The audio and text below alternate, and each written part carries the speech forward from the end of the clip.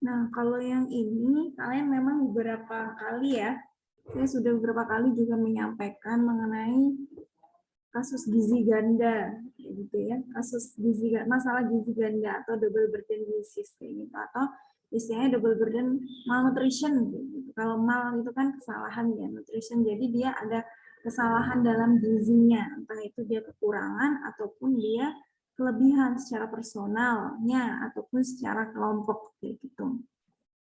Nah, kira-kira kalau kalian kemarin nih sudah lihat ya data Riskesdas tahun 2018 ya mengenai angka obesitas, mengenai angka stunting, wasting gitu juga ya. Dengan Z-score yang dia kurang dari 3, kalau yang ini ya stunting kurang dari 2 ataupun kurang dari 3 gitu. Jadi kalau stunting itu kan ada yang kurus sama sangat kurus, pendek sama sangat pendek ya kayak gitu. Nah, obesitas lebih dari 3 gitu ya Z-score-nya. Nah, kira-kira dengan masalah nih ya, masalah dari survei ya, kalau kita lihat dari survei kesehatan gizi dasar, selain Riskesdas itu kan ada survei kesehatan ya, gitu. Itu angkanya juga lumayan ya, gitu. 20 ke atas, 25 ke atas kayak gitu. Ini kalian sebagai tenaga kesehatan yang nantinya nih sekitar 3 tahun atau 5 tahun lagi kalian sebagai yang memberikan kewenangan, mempunyai kewenangan kayak gitu. Kira-kira percaya diri nggak kalau Indonesia ini bakal bisa untuk terbebas dari masalah stunting dan obesitas? Pede nggak masalah ini terselesaikan?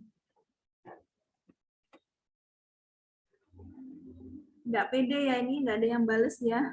Pede nggak kalian bisa menyelesaikan masalah ini? Memang nggak bisa secara individu ya dalam menyelesaikan masalah ini ya, karena memang seperti yang kita belajar ya di conceptual framework ya. Jadi akar masalahnya itu memang susah sekali untuk diselesaikan gitu, karena memang apa ya, ya susah ya gitu ya. Kalau ekonomi juga susah ya, walaupun kita sudah pemerintah sudah memberikan seperti program prakerja, kartu prakerja ya kayak gitu.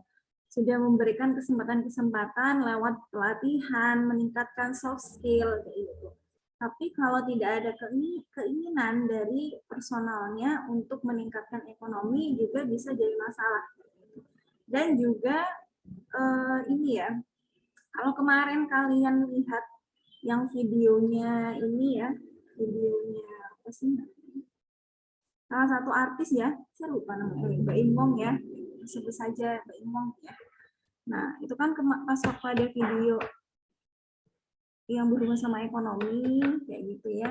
Nah, terus habis itu kalau nggak salah narasi TV ya, kalian tahu ya narasi TV dari Mata Najwa kayak gitu, memberikan video bahwasanya ekonomi itu, masalah ekonomi itu bukan karena masalah, tidak hanya masalah bapaknya ataupun keluarganya tuh mau atau tidak mau bekerja gitu. Karena itu sudah mengakar kayak gitu ya perekonomian kayak gitu. Sampai salah satu salah satu menteri dulu zaman dulu ya kayak gitu. Itu bilang bahwasanya orang miskin itu pasti akan menikah dengan orang miskin.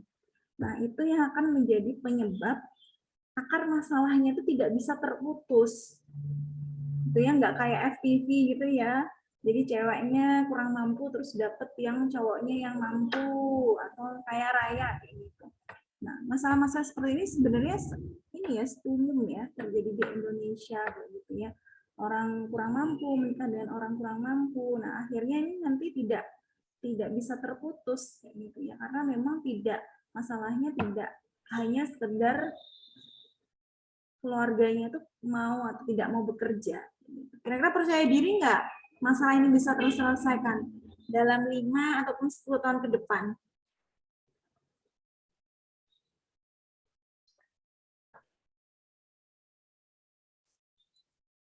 Ini nggak asik kalian, nggak ada yang ini jawab. Oke, ini penyebab double burden malnutrition yang pertama. Jadi kita akan membahas mengenai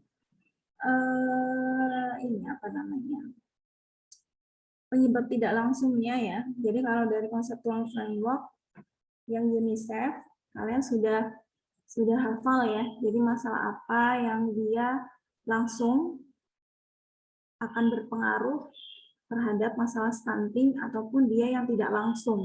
Jadi ada akar masalah, ada penyebab langsung, ada penyebab tidak langsung. Nah, nanti di sini kita membahas mengenai penyebab tidak langsungnya. Yang pertama, konsumsi pangan yang tidak cukup dan kerawanan pangan ya. Kalau konsumsi pangan yang tidak cukup, ini berhubungan sama availability-nya, jadi ketersediaannya.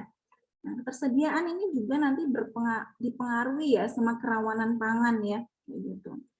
Dipengaruhi sama kerawanan pangan gitu. Nah, ini masalah-masalahnya yang sering ya, entah dari mata kuliah saya atau mata kuliah lainnya sering dibahas ya. Seperti ini kalau dari survei tahun 2014 ini 45%, jadi hampir setengahnya ya, itu mengonsumsi kurang dari 70% angka kecukupan gizinya dari energinya ya. Dan kalau untuk proteinnya dia konsumsinya dia 36% itu kurang dari 80% AKG.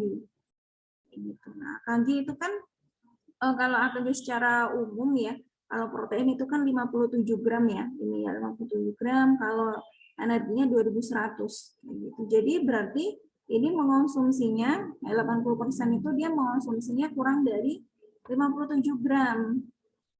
Seperti itu. Nah, untuk masalah kalau ini kan masalah nih bisa dihubungkan dengan masalah stunting, bisa dihubungkan dengan masalah underweight ya. Gitu. Karena dia protein juga ya.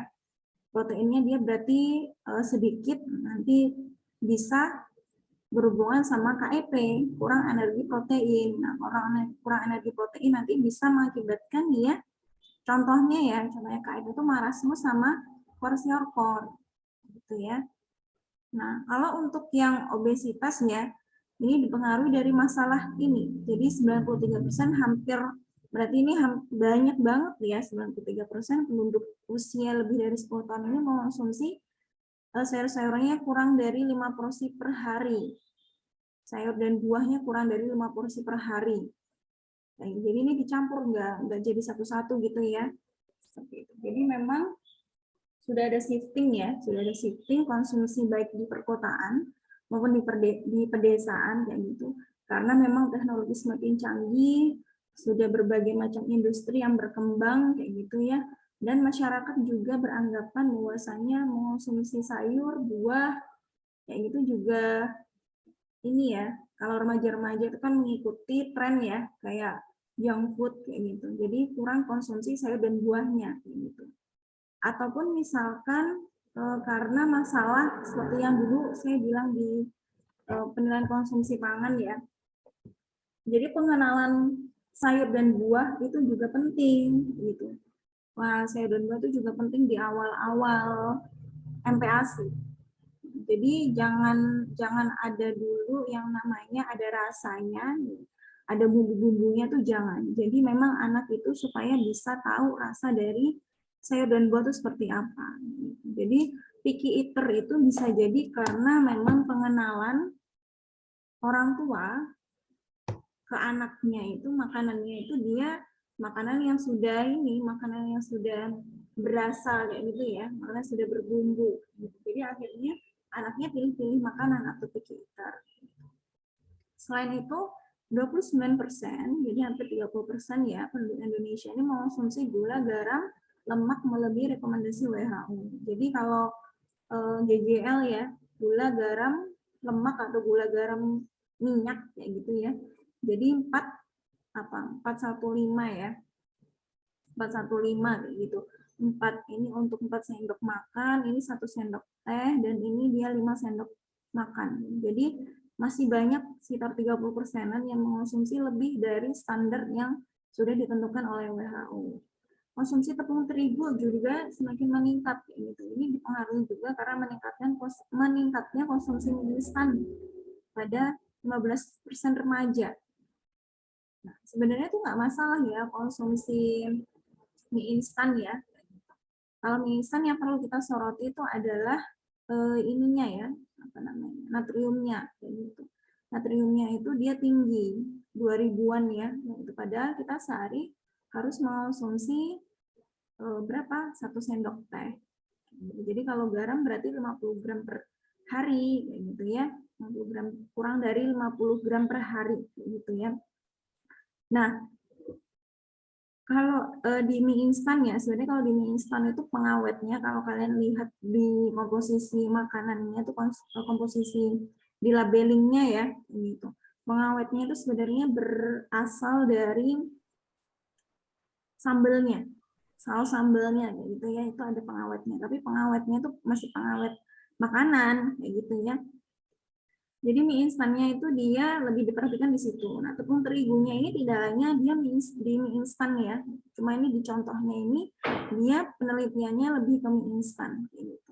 Nah, tepung terigu bisa dihubungkan juga dengan konsumsi goreng-gorengan gitu ya, yang banyak, yang memang sebagian besar berasal dari tepung terigu ya, bahan dasarnya. Gitu. Nah, itu harus dikurang-kurangin, gitu ya.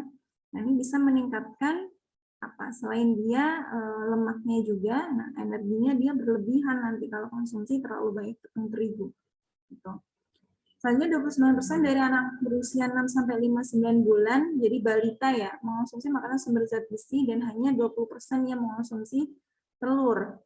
Nah, ini berhubungan sama anemia juga bisa ya. Jadi ini konsumsi proteinnya kan berkurang ya. Konsumsi proteinnya kurang tadi, konsumsi protein ini berhubungan nanti konsumsi zat besi. Karena zat besi memang dia sumbernya juga dari protein.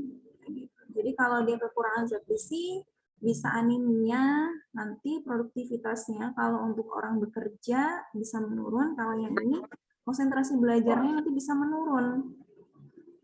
Seperti itu. Nah, kalau yang ini masalah kerawanan pangan ya. Jadi kalau kerawanan pangan ini termasuk ketersediaan pangan, akses, konsumsi, dan pemanfaatan pangan.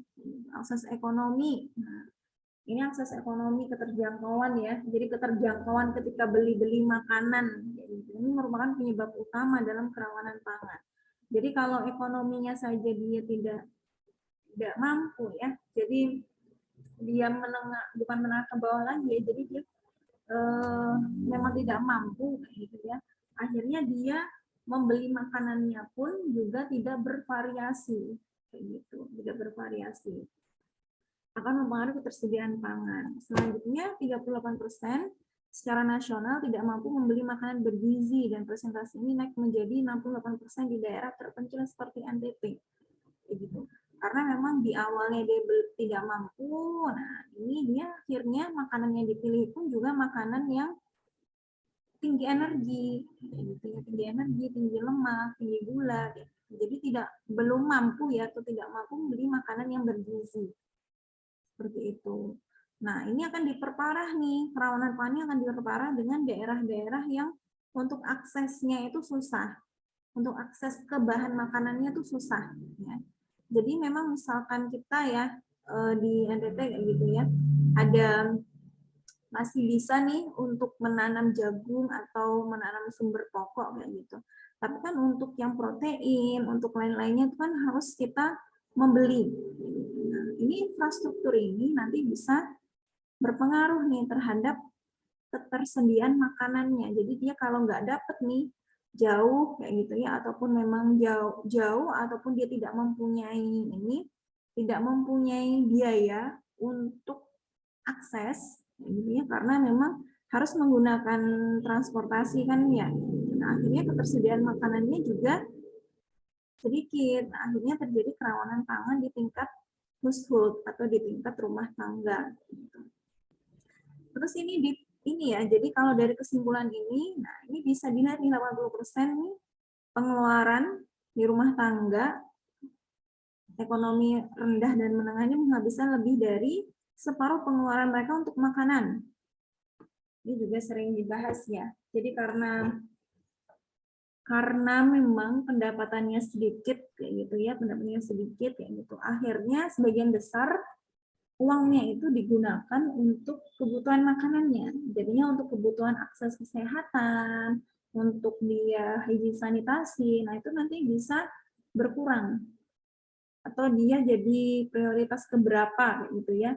Nah, padahal kalau kita lihat di penyebab yang langsung ya, penyebab langsung dari masalah gizi kayak gitu, itu kan ada ini ya apa namanya, konsumsi makanan yang adekuat ataupun tidak adekuat ataupun infeksi kayak gitu ya.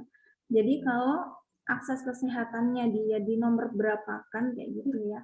Nah, itu nanti akan berpengaruh terhadap status infeksi. Status infeksi dari individu ataupun keluarga.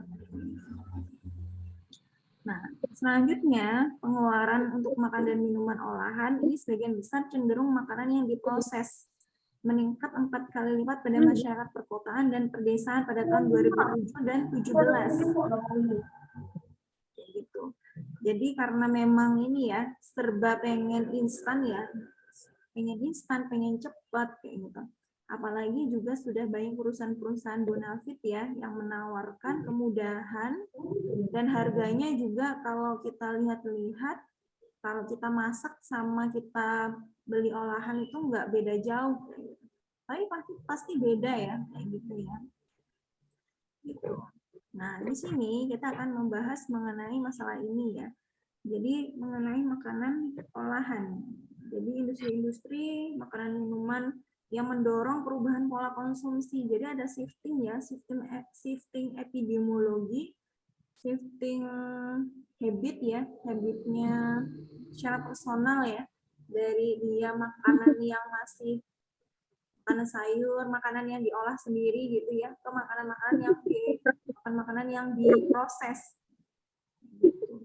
Tapi kalau kita lihat di sini, sebenarnya dari pertumbuhan industri-industri ini tuh ada timbal baliknya juga terhadap perekonomian. Jadi ada timbal baliknya terhadap ekonomi.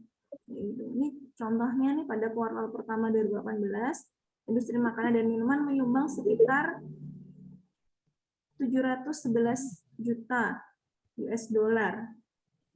Gitu. Maaf ini suara saya masih kedengaran nggak ya? Terdengar, Ibu. Terdengar, Bu. Terus yang kedua, peningkatan jumlah makanan dan minuman olahan di pasar di Indonesia diiringi dengan peningkatan gerai makanan cepat saji. Makanan proses ya, makanan yang diproses ya. Jadi ini sebenarnya kalau kita lihat dari poin 1, poin 2, sebenarnya dia bisa meningkatkan perekonomian Indonesia. Jadi kalau kita lihat, oh ini akar masalahnya sudah mulai ini teratasi nih. Jadi sebagian besar rakyat Indonesia bisa mendapatkan pekerjaan dari industri-industri seperti ini. Tapi nanti kenapa dia masih ada nih masalahnya ini? Masalah ini dia diakibatkan dari makanan-makanan industri makanan minuman olahan. Nah, ini kenapa? Jadi harus bagaimana gitu ya. Apalagi diperparah dengan iklan TV ya. Entah itu TV ataupun media sosial sekarang ya, apalagi kalau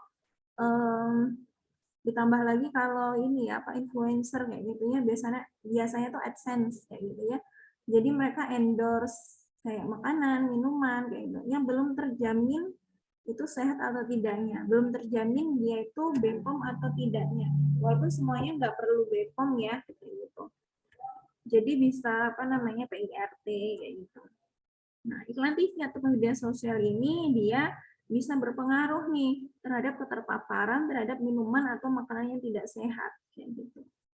Selain itu, kalau ini teknologi ya, jadi dipermudah dengan adanya teknologi dalam pelayanan makanan. Jadi kita tinggal klik-klik makanan apa yang kita mau, sudah ada ininya, apa namanya, sudah ada promonya ataupun apa istilahnya bakar-bakar uang ya, kayak gitu.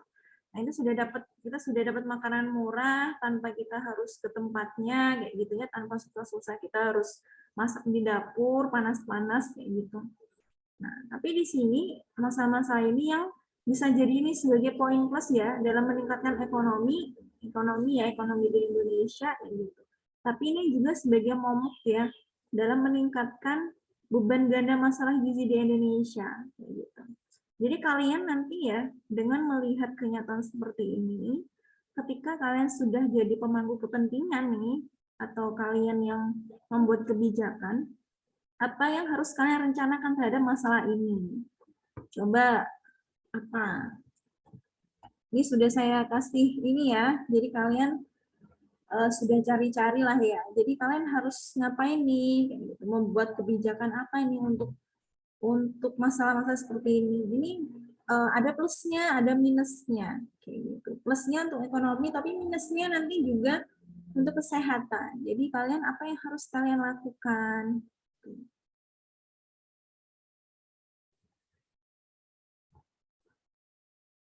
Guys, ini saya Iya, boleh izin jawab.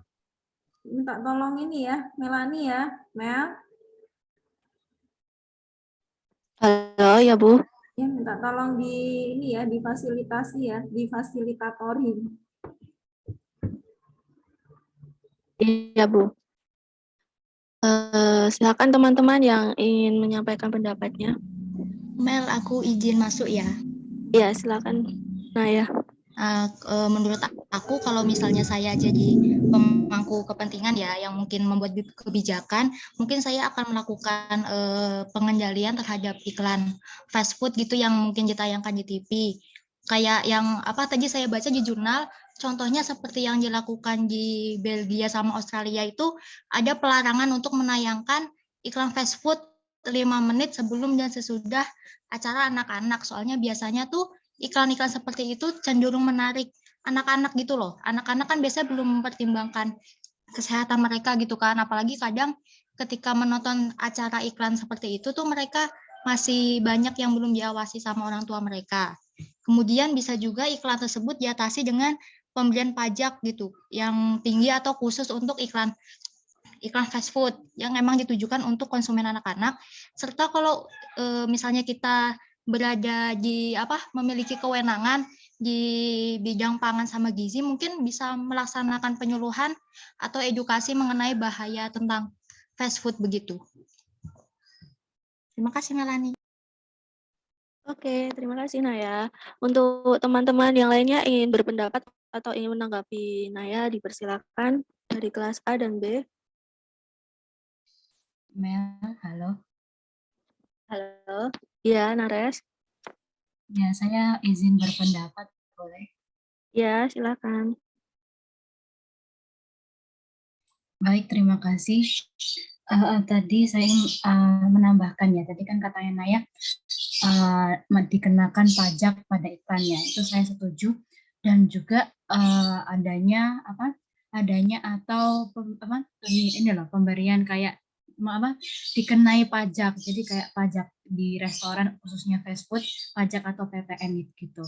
Dan juga saya barusan cari di artikel itu bahwa kalau jika kalau restoran dikenai pajak atau PPN itu konsumsi junk food itu akan berkurang gitu. Terima kasih. Baik, terima kasih Nares. Jadi kata Naya dan Nares lebih baik dikenakan pajak pada iklan yang untuk larangan iklan fast food, dan untuk Nares adanya pemberian pajak di restoran seperti adanya PPN. Untuk teman-teman yang lain silakan berpendapat. Izin berpendapat Melani. Iya. Ini mau Muzai dulu atau Devi dulu? Muzai dulu aja. Ya, silakan Muzai. Oke, saya mau menanggapi dari Nares ya. Sebenarnya untuk pajak atau PPN di tempat-tempat kayak fast food itu sebenarnya sudah ada ya sejak beberapa tahun lalu. Bahkan sejak saya SD pun itu sudah ada pajak PPN sendiri ya untuk konsumsi makanan cepat saji di restoran-restoran gitu. Nah, tapi faktanya sampai saat ini pun masih banyak kalangan remaja bahkan orang dewasa itu yang masih sering mengkonsumsi makanan fast food gitu loh di tempat tersebut gitu. Apalagi sekarang PPKM sudah tidak seketat tahun lalu ya. Jadi makanan cepat saji atau restoran cepat saji saat ini pun makin membludak gitu ya. Terciptanya kayak bisnis-bisnis baru yang dimana itu kayak itu fast food gitu loh, banyak artis-artis atau influencer yang menciptakan restoran cepat saji karena sasarannya saat ini pun tepat gitu loh, kayak remaja-remaja saat ini gitu loh, mengikuti tren-tren yang saat ini sedang viral gitu. Jadi untuk menurut saya pribadi untuk pajak di restoran cepat saji itu masih kurang efektif ya, karena buktinya saja, faktanya saja masih banyak gitu loh, enggak. Ya pokoknya masih banyak gitu loh. Terima kasih.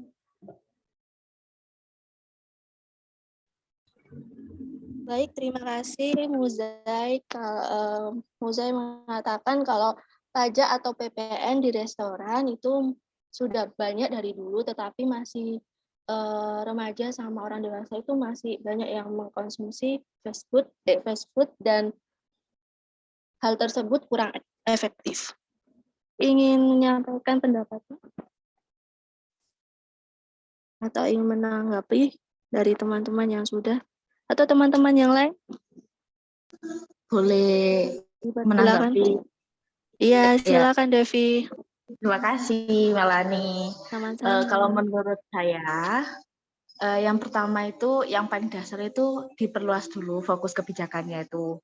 Dari double burden itu sekarang udah jadi triple. Jadi harus, berarti kan kalau udah meningkat itu berarti kan minus kan. Nah, yang kedua itu promosi dietnya itu seimbang harus lebih dijabarkan lagi. Kalau misalnya memang apa itu namanya, setahu saya Iklan Niken maupun platform yang untuk diet kesehatan itu atau diet seimbang itu belum terlalu banyak. Banyaknya itu hanya kalau orang-orang lain gitu loh. Tapi kalau misalnya dari tenaga kesehatan yang maksudnya apa ya, dia punya akses yang lebih, itu malah menurut saya tuh belum begitu banyak tentang promosi diet kesehatan. Yang ketiga itu meningkatkan akses pangan yang telah dijabarkan oleh Bu Nana tadi, yang telah terdiversifikasi melalui pengembangan pangan. Terus yang keempat itu memastikan program perlindungan sosial. Jadi masyarakat itu dilihat dulu mana yang paling membutuhkan, sehingga yang paling membutuhkan dan paling penting itu nggak akan terlewat gitu loh. Terus maaf ya banyak ya, pemanfaatan makanan yang tepat. Jadi pemanfaatan apa nih yang kurang? Jadi kita akan memanfaatkan sumber daya alam yang ada di Indonesia untuk menyelesaikan masalah tersebut. Terus habis itu ketidaksetaraan di Indonesia kan banyak tuh. Ada gender, ada banyak, padahal ada beberapa kayak ibu-ibu yang lebih lebih mengalah kepada suaminya padahal dia lagi hamil. Jadi kesetaraan itu belum setara lah gitu. Terus habis itu setelah semuanya dijabarkan itu menurut saya itu ada sistem pemantauan dan evaluasi yang belum tepat. Jadi mungkin sudah ada kebijakan-kebijakan, tapi nyatanya ini akan semakin parah, dan kalau semakin parah berarti evaluasi atau pemantauannya itu menurut saya belum terpenuhi dengan baik. Terus yang ke-8 itu tata kelola ketahanan pangan dan gizi. Jadi sistem pangan itu keseluruhannya itu dipantau dan pengembangannya itu dilakukan. Kalau memang permasalahan tadi itu hanya sebatas apa sih yang namanya itu tadi ya, fast food atau junk food itu nyatanya itu di luar negeri itu banyak gitu loh, dan nggak memungkin. Dan kalau saya lihat itu bahkan bubur pun itu udah ada yang tinggal oven tinggal selesai ataupun apa-apa, dan kita nggak memungkiri juga kalau misalnya masyarakat ingin ingin ekonominya maju, berarti mereka kan harus bekerja keras dan harus mengorbankan waktunya kan, dan itu harus kayak dipikirkan lagi. Kalau menurut saya begitu. Gak tahu menurutnya teman-teman bagaimana, silakan. Terima kasih Melani. Kalau dari teman-teman yang ini, coba dari teman-teman yang memang ini ya, menurut kalian kalau wilayah kalian akses terhadap infrastruktur, akses terhadap layanan kesehatannya kurang, gitu. Kira-kira apa sih yang sekiranya harus dilakukan pemerintah, gitu. Ataupun kalian nanti kalau jadi wali kota ataupun bupati, gitu. Nah, apa yang harus kalian lakukan? Jadi kalau menghadapi masalah seperti itu, jadi kan pasti ini ya, pasti teman-teman yang di wilayahnya kayak gitu akses infrastrukturnya masih terbatas, pasti tahu ya bagaimana kesulitannya, kayak gitu. Nah, itu terus akhirnya tuh kalian nanti akan membangun apa nanti kalau sudah jadi pemangku kepentingan gitu. boleh izin masuk itu? Yang lain ya. Oh iya, baik, terima kasih.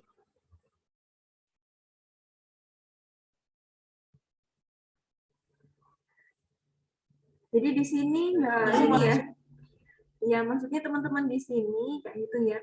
Nggak apa-apa misalkan teman-temannya ada yang membahas mengenai, ingat ya, junk food sama apa namanya, makanan cepat saji itu beda ya. Fast food sama junk food itu beda ya, kayak gitu. Harus diingat-ingat kayak gitu. Nah, jadi kalau kalian misalkan habis bahas mengenai makanan olahan, kayak gitu ya, fast food, kayak gitu, kalian bisa bahas mengenai yang poin-poin tadi, yang saya bilang tadi. Karena sebenarnya itu perkembangan industri seperti itu juga kan meningkatkan perekonomian ya, kayak gitu. Meningkatkan perekonomian baik dari pemerintah, di pemerintah ataupun secara personal. Rakyat Indonesia sendiri itu kan ada peningkatan karena di situ ada lowongan kerja. Gitu. Kalian kalau misalkan nih semakin meningkatkan pajaknya, kayak gitu, semakin meningkatkan pajak atau apapun kayak gitu, itu nanti pasti bisa jadi berpengaruh terhadap jumlah karyawan, kayak gitu ya. Kalau pajaknya semakin dinaikkan nih dari pemerintah, kayak gitu. Nah ini untuk penerimaan karyawan bisa juga dipersedikit gitu, di apa namanya, disedikitkan kayak gitu. Jadi harus dilihat dengan kacamata lainnya seperti apa, gitu ya. Jadi silakan.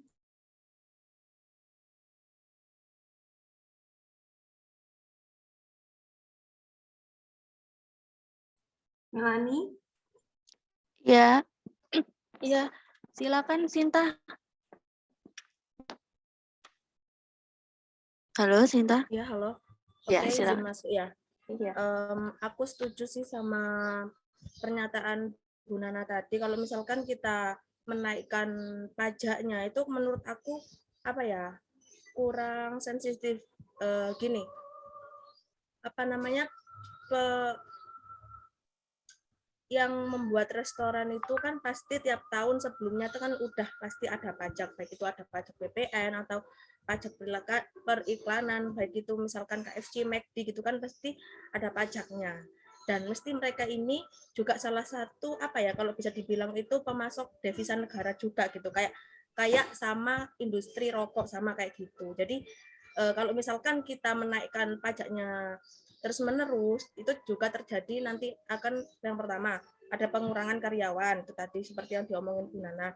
Terus juga nanti kalau produk mereka nggak laku, itu bakalan juga kena imbasnya ke masyarakat juga, kayak pengurangan karyawan, terus habis juga pemasukan negara dari si pengelola itu juga menurun gitu kan, soalnya masyarakat banyak yang misalkan kalau dinaikkan tuh harganya, pasti kan harganya juga naik. Nah, harga yang naik ini juga apa ya istilahnya itu diikuti dengan tingkat konsumen yang menurun tuh tadi. Kalau ke teman-teman masih ingat yang pelajaran kita pas waktu ekonomi pangan dan gizi, itu kan ada permintaan sama penawaran kayak gitu. Jadi semakin tinggi harga dari penjual, maka dari konsumennya itu tingkat konsumennya itu akan semakin menurun. Kayak gitu. Kalau menurut aku gini sih, aku mengaca dari industri Jepang ya, pemasok makanan di Jepang itu mereka setiap hari, kayak misalkan kayak di Indomaretnya Indonesia gini ya, itu mereka setiap hari menyediakan bukan bahan pangan sih, lebih ke makanan jadi, tapi itu yang cuma satu hari, mungkin kalau aku bisa ngomong sih enggak satu hari penuh ya, maksudnya cuma beberapa jam itu dipasok lagi. Jadi makanan yang di situ itu benar-benar fresh, kayak benar-benar sehat gitu loh. Jadi bukan makanan yang kayak apa ya? Bukan makanan yang kayak ada sayurnya, ada saladnya dan lain-lain. Pokoknya intinya itu makannya itu beragam. Nggak cuma kalau di Indonesia kan kayak fast foodnya itu kan lebih kayak ayam crispy dengan saus gitu aja. Kalau enggak itu cuma ayam goreng gitu-gitu aja gitu kan, sedikit sekali yang ada sayurnya. Adapun sayur itu di warung-warung atau di tempat makanan, tapi kalau aku bisa lihat pengalaman-pengalaman sebelumnya itu mereka yang belum menerapkan yang adanya higienis, sanitasi dan lain-lain. Seperti yang aku lihat ini di apa namanya di pasal bab 2 pasal 4 itu tentang keamanan pangan. Itu pemerintah sudah menyebutkan bahwa pemerintah menerapkan persyaratan sanitasi dalam kegiatan atau proses produksi, kemudian ada penyimpanan, pengangkutan, dan peredaran pangan. Jadi sebenarnya pemerintah ini sudah melakukan kebijakan terkait pangan, keamanan pangan ini untuk industri maupun badan-badan yang pengelola pangan itu. Tapi kalau menurut aku sih belum se-strict kayak di negara-negara maju yang lainnya itu, yang benar-benar mereka itu kayak memperhatikan banget. Aku sampai appreciate yang di pemerintahan Jepang itu, mereka benar-benar sedistrik itu sama pengelolaan pangan mereka. Jadi meskipun itu di Indomaret, kayak misalkan kayak Indomaretnya Indonesia gitu ya, supermarketnya di Jepang kayak Indomaretnya Indonesia itu, mereka itu setiap hari menyediakan kayak onigiri, terus ada salad, ada misalkan ada itu juga ada karage gitu kan. Tapi itu benar-benar kayak dibuatnya tuh fresh dan selalu ada istilahnya tuh keamanan pangannya tuh kayak terjaga banget gitu loh. Dan mereka itu menyediakan pangan di situ tuh beragam, nggak cuma kayak di Indonesia saja kan, kayak ayam goreng cuma saus, terus kayak cuma goreng-gorengan, terus kayak cuma kayak boba-boba gitu kan. Tapi kalau di negara-negara lain itu, negara-negara berkembang itu lebih beragam gitu loh. Jadi kalau menurut aku yang lebih solusinya tuh lebih mantap buat masalah ini itu yaitu tadi kita harus lebih meningkatkan kebijakan pangan yang sudah ada ini, kita harus lebih ketatkan gitu loh, nggak cuma kayak ya udah kebijakan that's it gitu kan. Soalnya kalau kita terjun di lapangan itu masih banyak banget warung-warung ataupun industri-industri makanan itu yang kayak masih lalai terkait kebijakan pangan yang ini tadi, yang bab 2 pasal 4 terkait keamanan pangan tentang higienis sama sanitasi itu tadi. Kalau kita cuma ninggin pajak itu, kalau menurut aku lebih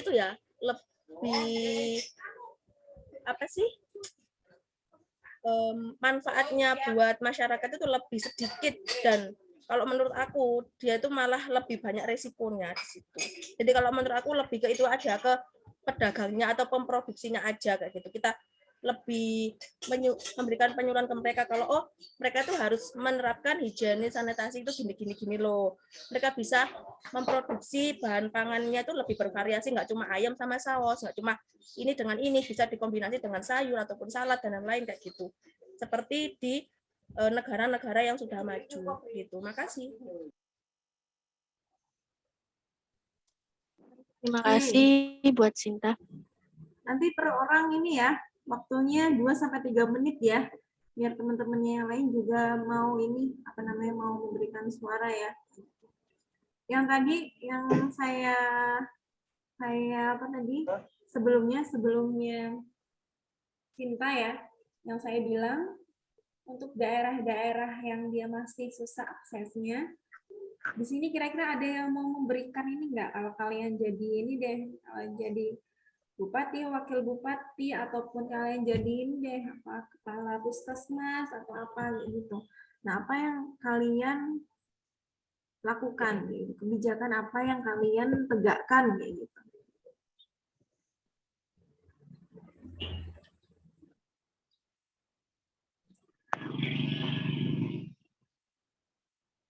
Nggak ada ya? Taufik, Bu, mau nyoba, Bu. Iya, Fik.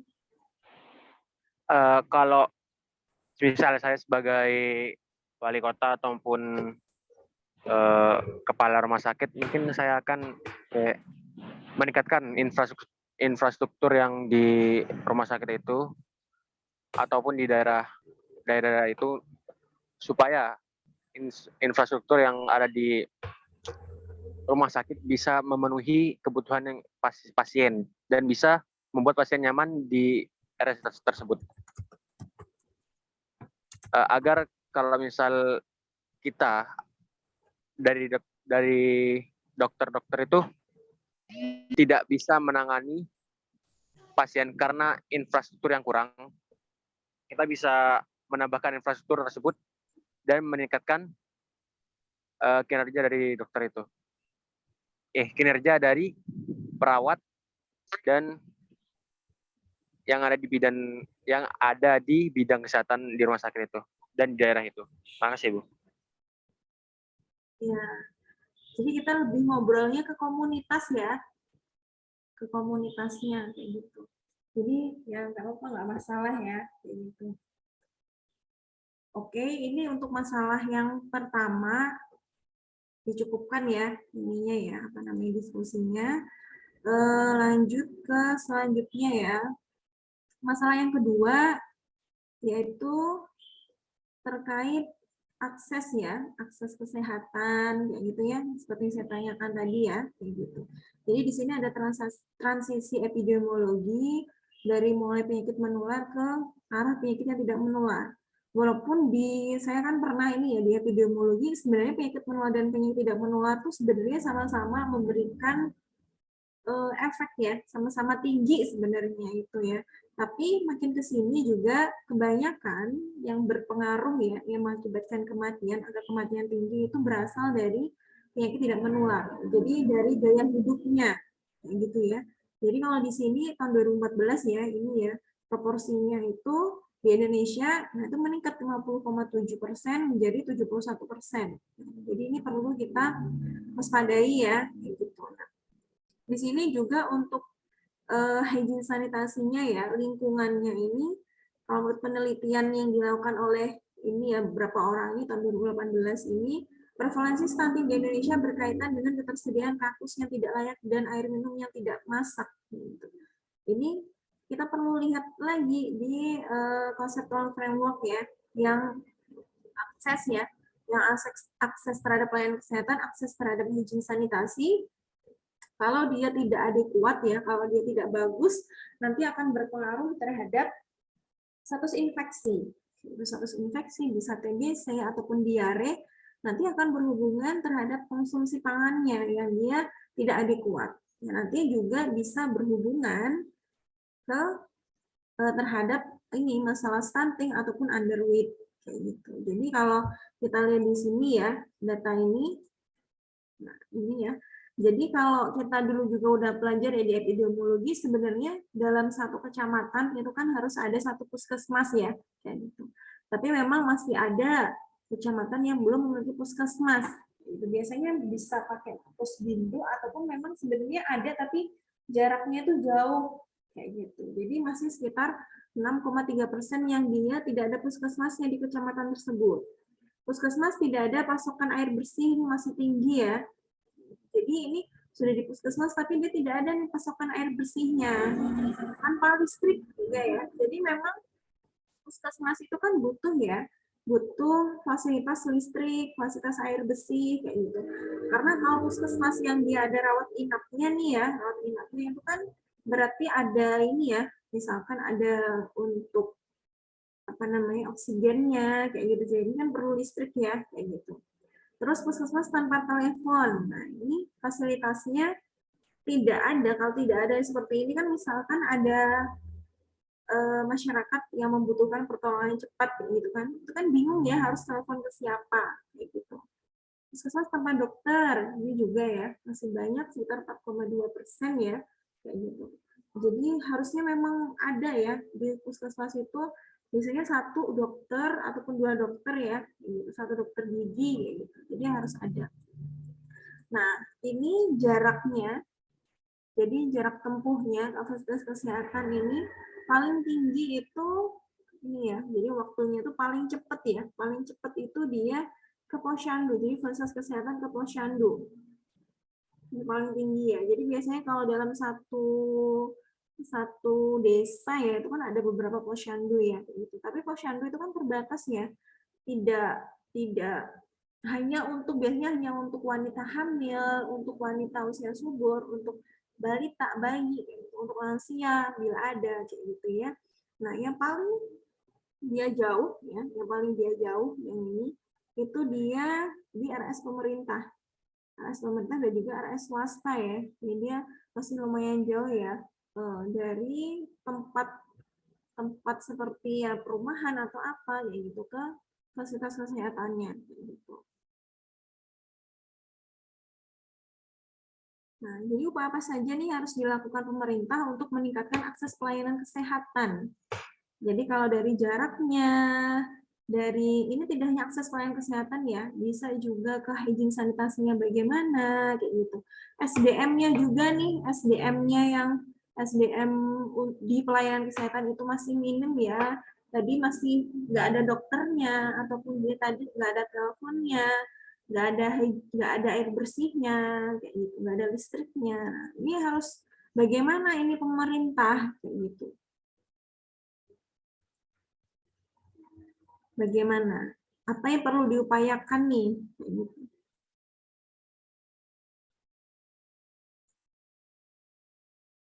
Melani? Saya perlu colek Melani. Iya, Bu. Ya, silakan teman-teman untuk menyampaikan pendapatnya mengenai upaya apa yang harus dilakukan pemerintah untuk mengakses hal tersebut. Silakan.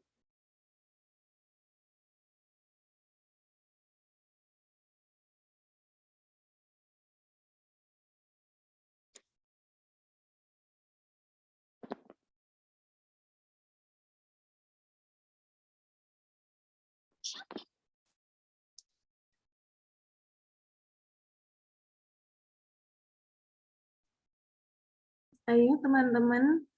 Jadi ini nggak pertanyakan Halo. dadakan ya, karena memang sudah saya share dari kemarin ya. Tapi tadi Bu. baru tadi pagi ya saya share ke Melani ya. Iya, baru diupload tadi pagi. Ya, uploadnya tadi malam sebenarnya, cuma saya kasih taunya ke kamu baru tadi pagi. Baik, silakan teman-teman.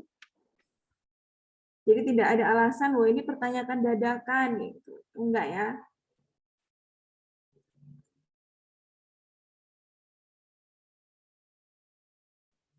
Jadi memang susah ya kalau kita lihat dari diskusi yang tadi ya, kayak gitu. Susahnya kenapa? Jadi kalian harus mendudukkan beberapa orang yang berkepentingan. Jadi tidak hanya orang yang dia ngerti di bidang kesehatan, tapi juga harus ngerti di bidang infrastruktur. Jadi harus mendudukkan dari misalkan dari PUPR kayak gitu, mendudukkan dari perekonomian, mendudukkan orang dari apa namanya itu pemerintah Kementerian Pedesaan kayak gitu, terus Kementerian Pertanian kayak gitu. Jadi banyak banget yang harus didudukkan. Makanya kalau kita sebagai masyarakat ya biasanya kan cuma ini ya, cuma kritik ya kayak gitu. Ya nggak apa-apa, memang kritik itu penting ya untuk pemerintah ya kayak gitu. Jadi pemerintah tuh memikirkan tidak hanya pada satu sisi, jadi banyak sisi yang perlu dipertimbangkan. Gitu. Jadi misalkan kalian tadi, menaikkan pajak, kayak gitu. Tapi menaikkan pajak itu juga nggak bagus nih buat pertumbuhan perekonomian, kayak gitu. Terus tadi, apalagi tuh, misalkan perbaikan infrastruktur, kayak gitu. Nah, kalau perbaikan infrastruktur nanti susah apa namanya, aksesnya susah. Jadi harus pakai helikopter untuk mengangkat barang-barangnya ke daerah tersebut kayak gitu. Jadi enggak langsung rencana-rencana seperti ini tuh rencana pemerintah itu harus terlaksana gitu enggak. Jadi ada tahapannya, makanya ada rancangannya ya, biasanya RPJMN ya, dari tahun berapa sampai tahun berapa, nanti ini berapa persen dia terlaksana. Terus nanti akhir tahun ya, setiap setahun di akhir tahun ataupun setiap 5 tahun sekali itu dievaluasi. Gitu. Jadi rancangan-rancangan yang memang sudah dirancang ya dari berbagai bidang itu dia dievaluasi kira-kira terlaksana atau enggak nih. Kalian sudah sering dengar ya monitoring evaluasi ya kayak gitu. Jadi di tengah-tengah ini bisa kita evaluasi nih. Kita evaluasi program-program dirancangkan apakah ini perlu dilanjut ataupun enggak. Tapi memang sudah ada poin-poin lainnya, sudah ada. Jadi kan kalau kita buat program kan nggak cuma satu ya, nggak cuma satu. Misalkan untuk kesejahteraan desa itu nggak cuma untuk nggak hanya satu, misalkan pemberdayaan pemberdayaan dengan cara pengadaan pelatihan itu nggak hanya itu. Jadi beberapa itu ada. Nah, ayo tentang akses.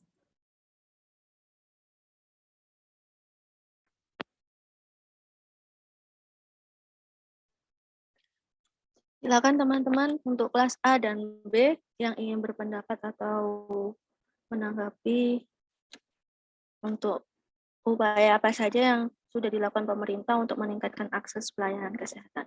Silakan.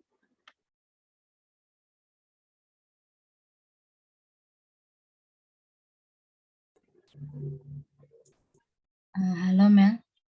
Ya, silakan Nares. Baik, terima kasih. Mungkin dari pemerintah lebih meningkatkan salah satu program dari RPJMN, itu salah satunya kan ada program Indonesia Sehat. Nah, apa sasaran dari program Indonesia Sehat kan ada penguatan pelayanan kesehatan dan jaminan kesehatan nasional. Mungkin untuk yang penguatan pelayanan kesehatan itu dilakukan dengan strategi peningkatan akses pelayanan kesehatan dan optimalisasi sistem rujukan dan peningkatan mutu pelayanan kesehatan. Lalu untuk yang jaminan kesehatan nasional itu bisa dilakukan dengan strategi perluasan sasaran dan benefit serta kendali mutu dan kendali biaya. Terima kasih. Baik, terima kasih Nares. Silakan teman-teman yang ingin menanggapi Nares atau punya pendapat lain.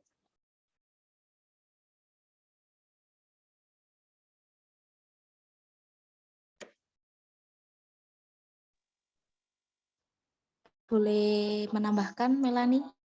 Boleh, silakan Devi. Terima kasih Melani atas waktunya. Jadi yang setelah saya cari-cari itu ada tahapan perumusan perencanaan dan pelaksanaan prasarana dan sarana sanitasi dan aksesibilitas. Jadi yang pertama yang menurut data ini yang harus dilakukan adalah pengumpulan data dulu. Bagaimana kondisi existing dan kondisi yang diinginkan. Akhirnya akan di-compare dan akhirnya kelihatan tuh potensi masalahnya tuh di mana. Jadi mungkin dari beberapa posyandu yang ada di sana, kenapa kok akhirnya kurang bersih, kenapa kok tidak ada dokternya, kita bisa evaluasi lagi dan seperti kata Nares, kita akan mengatur perundangan atau kebijakan tentang hal itu dan kriteria desainnya itu mau yang seperti apa dan kita harus menggait kepala orang yang berpenguasa atau yang punya pangkat yang yang dihormati lah di daerah tersebut atau yang bisa mengajak daerah tersebut gitu loh. Kan niat kita bagus dan pasti mereka juga ingin desanya berkembang dan menjadi lebih baik kan. Nah, perencanaannya tadi akan dilaksanakan bersama-sama dengan kerjasama antara tenaga kesehatan dan pemangku kebijakan. Pemangku kebijakan tertinggi. Seperti kayak misalnya nanti untuk dukungan manajemennya kita bisa dapatkan dari pemerintah itu sendiri. Salah satunya misalnya ya kebijakannya itu misalnya pembebasan desa sehat gitu. Misalnya desa sehat. Jadi posyandunya itu bagaimana nih, kenapa kok airnya kotor terus, apa penyaringannya atau bagaimana. Nanti kita akan uangnya sendiri dari pemerintah. Sebenarnya kalau misalnya untuk itu kan sih setahu saya yang menurut saya baca dari undang-undang itu akan ada beberapa pembiayaan sendiri untuk peningkatan daerah. Seperti itu. Terima kasih, maaf jika kurang. Silakan teman-teman ditambahkan. Iya, ini saya izin untuk memicu kalian berpendapat ya, kayak gitu. Jadi pernah loh ada yang bilang itu sebenarnya yang bantuin Indonesia tuh siapa sih? Coba yang bantuin Indonesia tuh siapa? Kitabisa.com loh. Yang bantuin Indonesia tuh sebenarnya kitabisa.com. Kalian tahu kan ya platform Kita Bisa kan ya, itu kan banyak banget ya seperti sumur, jadi pengadaan sumur di desa-desa, pengadaan sumur di daerah-daerah yang memang akses terhadap air bersihnya itu dia harus ke tempat yang jauh kayak gitu ya. Nah, kalau kita lihat ya, jadi entah itu di Kitabisa ataupun di beberapa platform yang dia untuk pemberdayaan desa, yaitu yang listrik atau apapun, nah sebenarnya ini bisa dicontoh ya oleh pemerintah ya sebenarnya ya. Karena memang apa ya? Jadi sebenarnya pemerintah tuh punya uang pajak itu kan untuk itu ya. Jadi kita bayar pajak itu kan sebenarnya untuk kebaikan Indonesia, untuk pembangunan Indonesia kayak gitu. Jadi sebenarnya Indonesia atau pemerintah itu melihat hal-hal yang seperti itu. Kayak gitu. Kalau misalkan kemarin kita lihat tuh ada berita, kalau kalian lihat dengar berita yang ini enggak? Mantan kepala desa mencabuti tiang listrik, ada yang dengar? Enggak ya? Kalian lihat TikTok Enggak, dulu Bu. ya. Ada. Jadi sekitar 100 berapa tiang ya itu dicabutin. Sebenarnya bukan karena kalah ya, karena memang difitnah kayak gitu. Terus akhirnya dicabutin ya tiang listrik yang memang dari biayanya sendiri kayak gitu.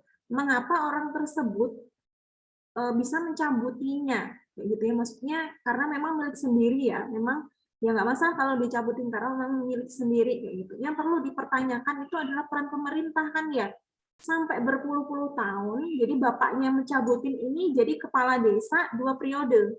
Jadi udah 12 tahun menjadi kepala desa. Jadi berangsur ya, penanaman tiang listriknya tuh berangsur. Jadi nggak langsung dia 100 ya, jadi dia berangsur ya. Karena bapaknya juga kontraktor tiang listrik ya, jadi mungkin harganya lebih murah ya kayak gitu. Nah, dari 12 tahun itu pemerintah itu sangat lambat ya, istilahnya sangat lambat memberikan bantuan listrik kepada desa tersebut. Desanya kalau nggak salah masih di Jawa ya, kayak gitu. Kalau nggak salah masih di Jawa, saya lupa desanya apa, kayak gitu. Jadi kita bisa tahu ya, sebenarnya pemerintah itu kalau kita lihat lambatnya itu seperti apa, kayak gitu. Jadi kalau orang-orang Kalimantan, orang Sumatera juga sebenarnya tuh selalu bilang bahwasanya kenapa selalu Jawa dulu sih, kenapa selalu Jawa dulu sih kayak gitu. Emang sebenarnya tuh memang seperti itu. Faktanya ya, faktanya itu sebenarnya pemerintah itu karena pemerintahnya di Jawa ya, kayak gitu. Jakarta kan di Jawa ya, kayak gitu. Jadi pemerintah tuh belum rata. Masih istilahnya tuh masih ya karena penduduknya mungkin lebih banyak di sini, itu salah satunya. Tapi sebenarnya banyak alasan, tapi itu sebenarnya tidak bisa dibenarkan kayak gitu ya. Mungkin di sini kalau orang luar Jawa ya bisa bersuara ya kayak gitu. Sebenarnya tidak bisa dibenarkan bahwasanya pembangunan itu harus di Jawa. Itu tidak boleh dibenarkan kayak gitu. Karena memang akses itu harus merata ya. Kalau menurut undang-undang itu harus merata. Kalau menurut pembukaan undang-undang ya, mencerdaskan kehidupan bangsa dan juga kekayaan kayak gitu kan harus merata ya, kayak gitu. Nah, seperti itu. Jadi aksesnya itu ini saya cuma memberikan ini ya, contoh ya, bahwasanya pemerintah saja di Jawa itu dia lambat dalam memberikan bantuan listrik, apalagi dia di luar Jawa. Sampai orangnya sendiri nih, masyarakatnya sendiri, dia membeli sekitar 100 lebih tiang listrik. Yang kalau diperkirakan satu tiang listrik itu sudah sama pemasangannya itu sekitar 3 juta.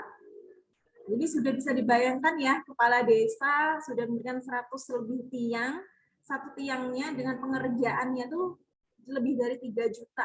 Gitu. Jadi kalau menunggu pemerintah itu lama sekali. 12 tahun loh itu ya. Jadi lumayan lama ya. Nggak tahu advokasinya bagaimana, administrasinya bagaimana, kayak gitu ya. Seperti itu.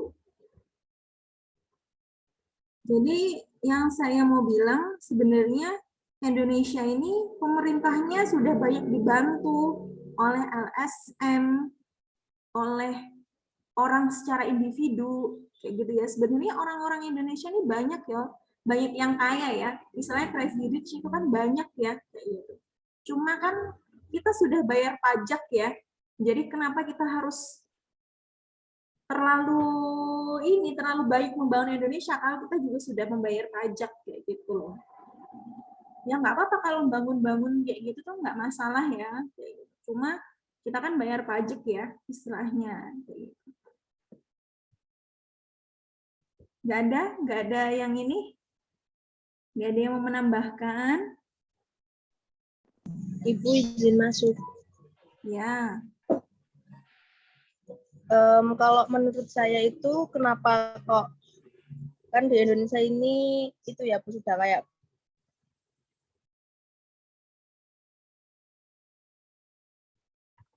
Gimana? Terputus ya Sinta ya? Jaringan saya yang nggak bagus nih kayaknya. Halo, halo.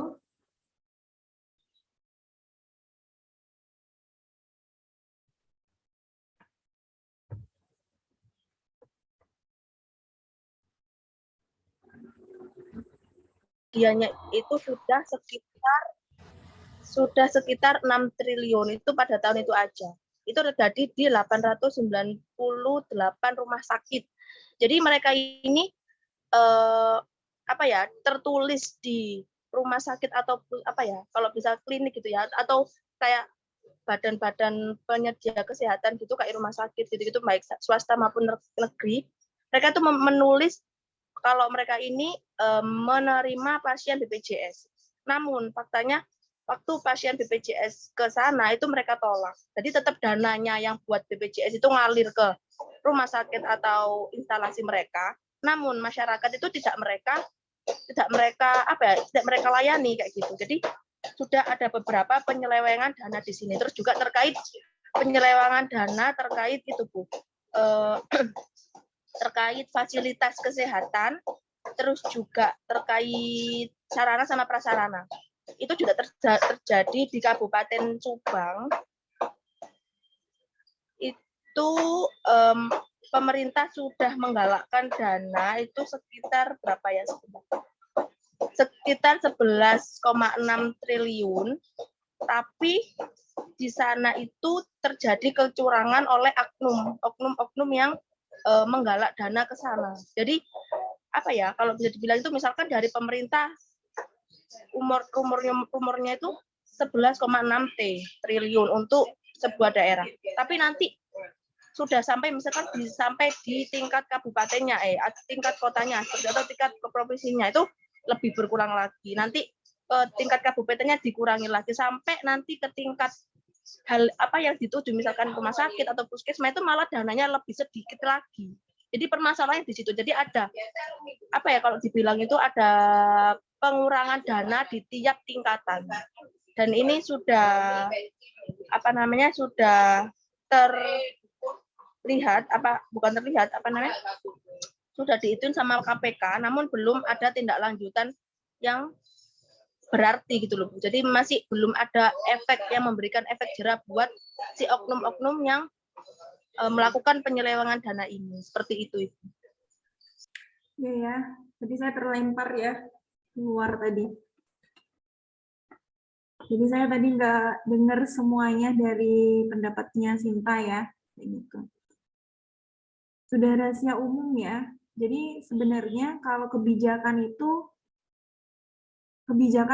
erat kaitannya sama politik ya. Jadi politik ya tahu lah ya politik seperti apa gitu. Jadi di Indonesia politiknya pun belum sehat ya kayak gitu. Jadi bukan sudah rahasia umum lagi gitu. Misalkan kayak kontraktor kayak gitu ya, kontraktor yang dia bangun tempat, bangun perusahaan, melakukan pembangunan kayak gitu ya. Misalkan dananya itu 1M kayak gitu. Nanti dia kontraktornya nggak dapatnya 1M gitu. Cuma dia mungkin dapatnya 500 juta gitu. Karena di tiap pos pasti akan istilahnya uang jalan ya kayak gitu, uang untuk memuluskan programnya gitu.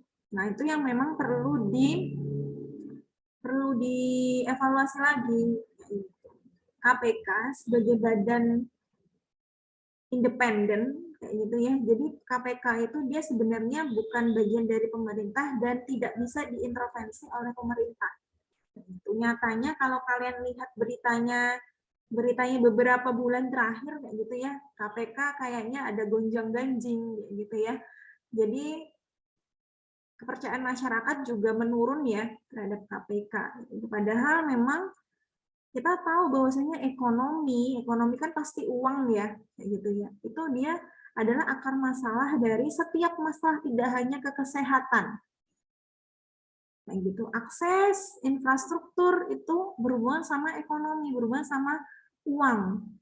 Jadi kalau tidak ada pengetatan nih, kayak gitu. Ya, uangnya itu sampai di bagian terendahnya itu jumlahnya nggak sesuai dengan yang di apa sih namanya, yang di istilahnya dicanang di apa sih, di proposalnya kayak gitu ya, uangnya berapa, dapatnya berapa kayak gitu. Ini yang dari Indonesia Timur, nggak ada yang mau memberikan tanggapan?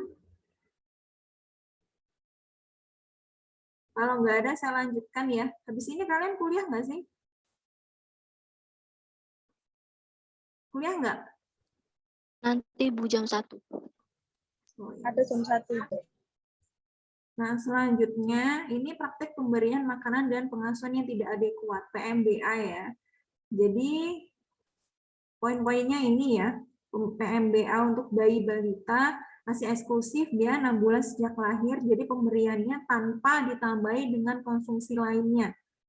Kayak gitu. Itu namanya ASI eksklusif. Habis itu setelah 6 bulan, itu diberikan MPASI yang bergizi dan aman. Jadi teksturnya aman ya, teksturnya sesuai dengan kemampuan bayi ya. Yang ketiga, lanjutkan menyusui sampai usia 2 tahun. Tapi kalau misalkan nggak sampai 2 tahun tuh nggak masalah ya, karena biasanya produksi ASI-nya dia semakin sedikit, ataupun balitanya sudah tidak mau ya, karena makannya sudah banyak. Nah, permasalahannya ini adalah makanan prelakteal ya, makanan yang diberikan setelah lahir. Prelakteal itu biasanya kurma, madu, susu formula, kayak gitu. Itu paling sering diberikan oleh orang-orang yang ya tidak hanya di kuintil kekayaannya lebih tinggi, tapi juga orang-orang yang dia ekonominya menengah ke bawah tuh juga sering diberikan. Gitu. Nah, ini pemberian ini akan berpengaruh terhadap status infeksi dari bayinya, karena bayi belum siap dalam menerima tekstur makanan seperti itu. Ya istilahnya bayi itu kalau diberikan makanan ya mangap ya, istilahnya dia pasti membuka mulutnya ya, kayak gitu.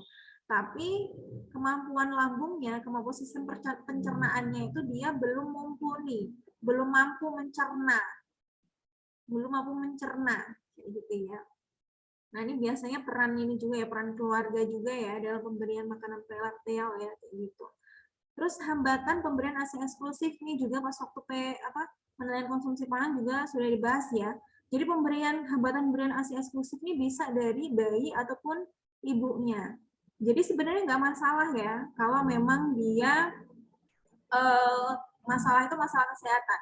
Entah ibunya itu perlu bed rest atau dia ada pendarahan yang perlu bed rest ya, kayak gitu. Bayinya misalkan perlu diamankan ya, ini apa sih namanya? Ditabung kayak gitu ya. Nah, itu memang bisa menghambat pemberian ASI eksklusif. Jadi biasanya diberikan susu formula. Jadi nggak masalah ya, pemberian PASI itu nggak masalah dengan kondisi tertentu. Jadi jangan membenarkan bahwasanya nggak cukup pemberian ASI, tapi kita tidak mencoba untuk memberikan ASI. Jadi ibu-ibu tidak mencoba memberikan ASI maksimal, gitu misalkan. Jadi masalah-masalah ini adalah hambatan dalam pemberian ASI eksklusif ya, entah itu dari lingkungan juga bisa, gitu. Di lingkungan kerja kayak gitu ya, itu juga bisa ya. Biasanya kalau wanita pekerja itu kan harus mompa ya, kayak gitu. Tapi ternyata tidak ada fasilitas untuk memompa. Akhirnya biasanya memompanya itu di kamar mandi. Gitu. Ada sebagian ibu-ibu juga nggak mau ya kalau mompa AC-nya di kamar mandi karena takut hygiene sanitasinya juga. Gitu. Nah, ini sekitar 48% pemberian MPASI terlalu dini juga. Nah, ini mempengaruhi infeksi juga. Pengenalannya terlalu dini. Nah, ini juga sudah dibahas nih di penilaian konsumsi pangan untuk anak ya. Pemberian MPASI yang terlalu dini. Terlalu lambat juga nggak bagus. Gitu. Minimnya penegakan regulasi komprehensif di Indonesia terkait UU yang ini ya. UU ini tuh menjelaskan terkait fasilitas juga ya. Jadi fasilitas ruang ASI, terus fasilitas apa lagi ya, ruang ASI, terus dia harusnya memberikan wanita itu istirahat, maksudnya cuti ya, cuti selama 45 hari sebelum melahirkan, dan juga 45 hari setelah melahirkan. Jadi 1 bulan dan 2 bulan ya, 2 bulan selama 1 bulan sebelum melahirkan dan 1 bulan setelah melahirkan. Malah ada juga beberapa LSM yang dia pro ASI eksklusif kayak gitu. Jadi memberikan cuti sampai 6 bulan. Jadi wanita ini nanti boleh misalkan ya 3 bulan setelah dia 3 bulan cuti itu boleh bekerja. Jadi di tempat saya dulu juga kayak gitu ya. Jadi dia 6 bulan cuti kayak gitu ya. Tapi nanti 3 bulannya itu bisa masuk, tapi dia masuknya setengah hari dan tidak diberikan kerja-kerja yang berat kayak gitu ya, karena memang statusnya status cuti kayak gitu. Dan cuti itu sebenarnya juga masih diberikan gaji pokok ya, masih diberikan gaji pokok kayak gitu. Nah beberapa instansi kayak gitu ya, ada yang memang misalkan ada yang ini ya, ada yang cutinya di luar cuti tanggungan kayak gitu. Jadi dia nggak dapat gaji pokok. Kasihan kan ya kayak gitu. Jadi memang peraturan UU ini tuh belum bisa secara apa ya, istilahnya secara utuh dilakukan di Indonesia kayak gitu. Mungkin kalau biasanya perusahaan-perusahaan multinasional itu sudah memberikan tempat untuk memompa ASI kayak gitu, pojok ASI ya namanya ya. Sudah memberikan tempat untuk, biasanya ada juga nih perusahaan multinasional yang juga membuka playground. Jadi di situ ada penitipan anak. Jadi biar ibunya ini dia lebih mudah untuk memonitoring keadaan anaknya. Itu ada juga yang seperti itu. Jadi skalanya masih perusahaan multinasional ya. Kalau perusahaan-perusahaan kecil itu masih minim ya hal seperti itu. Terus juga ini juga pernah kita bahas ya. Jadi ada kode etik marketing PASI, pengganti ASI. Jadi ini masih banyak ditemukan di Indonesia 1.000 insiden ketidakpatuhan terhadap kode internasional. Jadi dia misalkan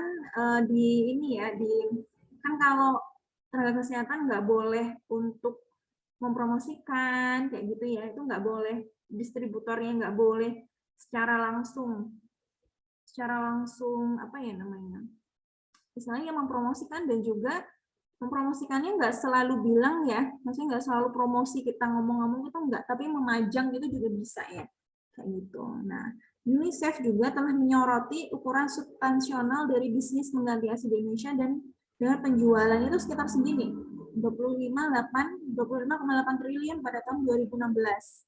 Banyak ya kayak gitu. Karena memang biasanya perusahaan-perusahaan PASI itu memberikan bonus ya.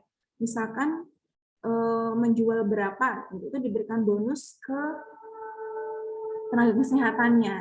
Padahal di sini sudah ada kode etiknya nih untuk mengganti ASI kayak gitu. Jadi perlu diingat ya, PASI itu nggak apa-apa ya. PASI itu boleh dikasihkan itu boleh, tapi kalian harus ingat nih kode internasional promosinya, kode etik pemasarannya itu seperti apa. Nah, ini saya revisi tadi ya. Jadi kalian bisa membahas mengenai ini. Jadi kenapa masih banyak produsen atau distributor yang melanggar kode internasional tentang pemasaran pengganti ASI. Yang kedua, mengapa masih banyak perusahaan atau instansi yang belum menerapkan UUD nomor 33 tahun 2012. Yang ketiga, langkah apa yang harus dilakukan pemerintah terhadap permasalahan praktek PMBA tadi ya, ini juga bisa mencakup yang ini poin 1 sama poin 2. Gitu. Apa? Coba silakan. Melani.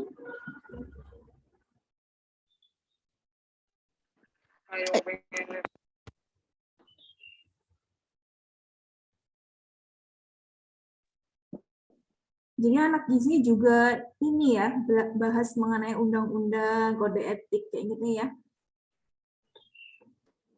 Silakan. Baik, Bu. Baik, Bu. Silakan teman-teman dari kelas A dan B yang ingin berpendapat dipersilakan.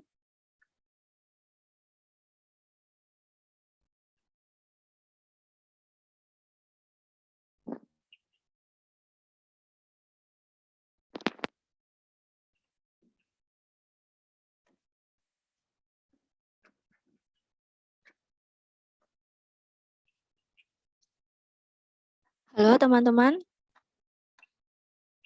Mungkin dari kelas A atau B yang ingin menyampaikan pendapat dan ingin menanggapi atau menjawab dari pertanyaan yang sudah disiapkan oleh Bu Nana, dipersilakan.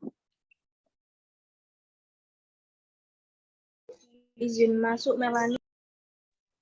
Iya, silakan Sinta. Coba yang lain, coba dari tadi Sinta, Muzai, Nares, Taufik, Naya, terus siapa Devi. Yang lainnya mana ini? Kalian bukan pendengar ya. Di sini kalian yang berdiskusi. Yang mendengarkan tuh saya harusnya. Yuk coba. Saya mau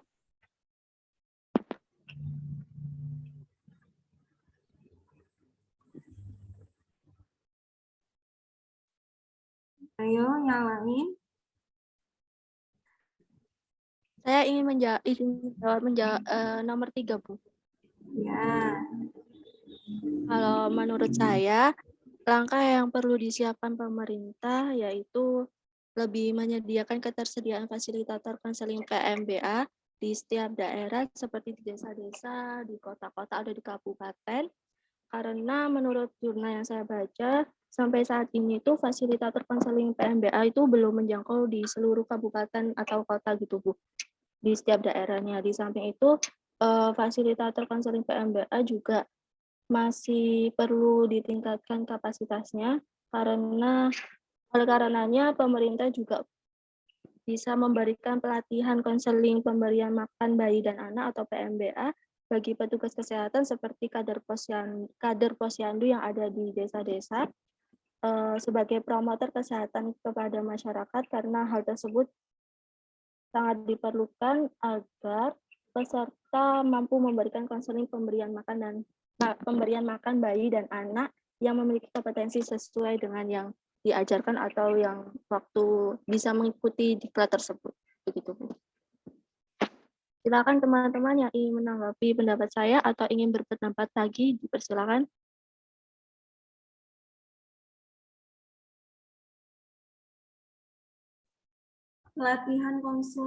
Pelatihan fasilitator PMBA itu mahal ya.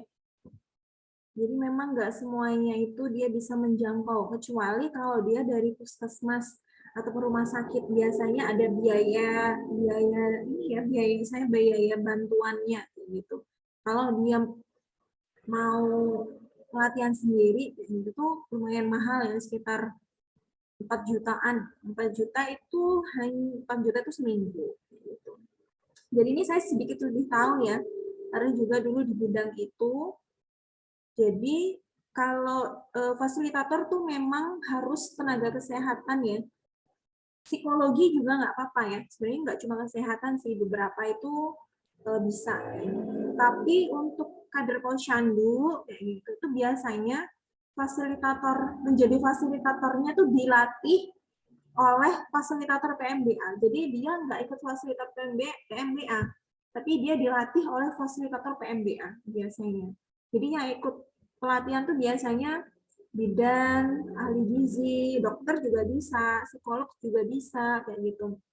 Tapi kalau biasanya kader posyandu itu biasanya dilatih sama fasilitatornya.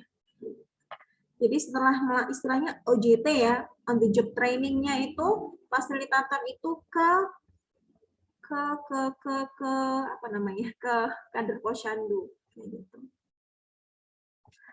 Just info aja. Yang lainnya gimana? Undang-undangnya, kode etik pemasarannya bagaimana? Silakan teman-teman.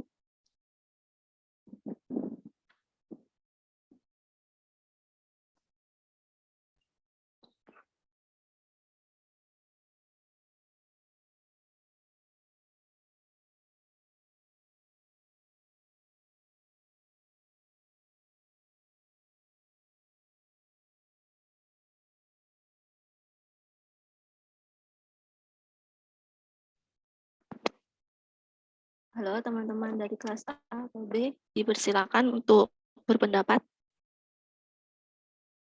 Halo, izin berpendapat Melanie. Iya, silakan Aulia. Ini beda dari yang pernyataan Melanie ya, maksudnya beda nomor. Ini Oh, iya. yang masalah itu, kenapa perusahaan-perusahaan itu masih banyak yang belum menerapkan ruang ASI eksklusif untuk para karyawannya itu kan. Itu menurut saya mungkin para kepala perusahaan itu kurang tahu, maksudnya belum cukup tahu tentang masalah.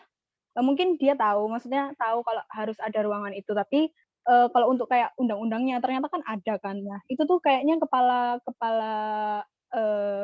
perusahaan itu tuh belum tahu sampai ke situ gitu. Ataupun kalau misalkan misal kepala perusahaannya itu tahu, tapi mungkin dia maksudnya lagi mikir-mikir juga gitu. Kalau misalkan harus maksudnya harus membuat tempat ruang ASI eksklusif itu butuh biaya yang mungkin cukup besar gitu. Jadi dia tuh mempertimbangkan lagi, sedangkan mungkin dia mikirnya juga Allah yang menyusui itu nggak banyak misalkan. Maksudnya gini, belum jadi prioritas gitu. Karena ya yang menyusui kan cuma beberapa gitu. Itu sih menurut saya. Terima kasih. Baik, terima kasih Aulia. Silakan teman-teman yang ingin berpendapat atau menanggapi dari Aulia, dipersilakan.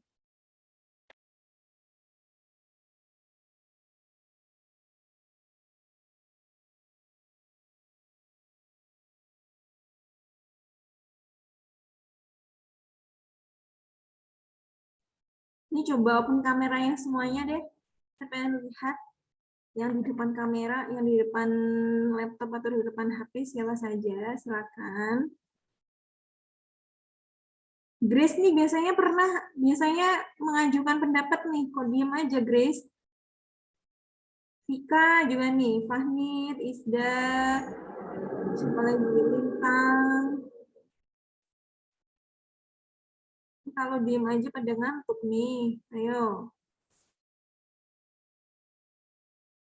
Jadi kalau nanti kalian ada lomba debat gimana coba? Debat pro kontra atau gimana coba? Yuk coba. Yohanes nih, kakak nih, kok diem aja kakak? Kakak Yohanes lesu. Sakit gigi, Bu. Oh, sakit gigi. Iya. Siapa yang sakit hati di sini? Ada yang sakit gigi, ada yang sakit hati, siapa? Segeralah ke puskesmas, pakai BPJS ya. Jadi BPJS ini sekalian info ya, makelar nih BPJS ya, enggak ya. Jadi BPJS itu, kalau di rumah sakit itu memang BPJS itu BPJS umum dan ketenagakerjaan ya, tapi biasanya kalau di klinik, di klinik ya, ataupun di lab, biasanya itu BPJS-nya BPJS dokter keluarga. Jadi bukan BPJS yang kita bayar langsung gitu. Jadi BPJS-nya modelnya dokter keluarga ya. Jadi beda ya, kayak gitu. Jadi teman-teman kalau bisa, kalau BPJS-nya masih sama ayahnya ya, mungkin ya ada ya yang sama ayahnya, yang langsung keluarga kayak gitu. Nanti umur berapa kayak itu harus diputus ya, harus sendiri BPJS-nya. Gitu. Ini Vika nih baru bangun ya Vika? Fik, kamu baru bangun, Fik?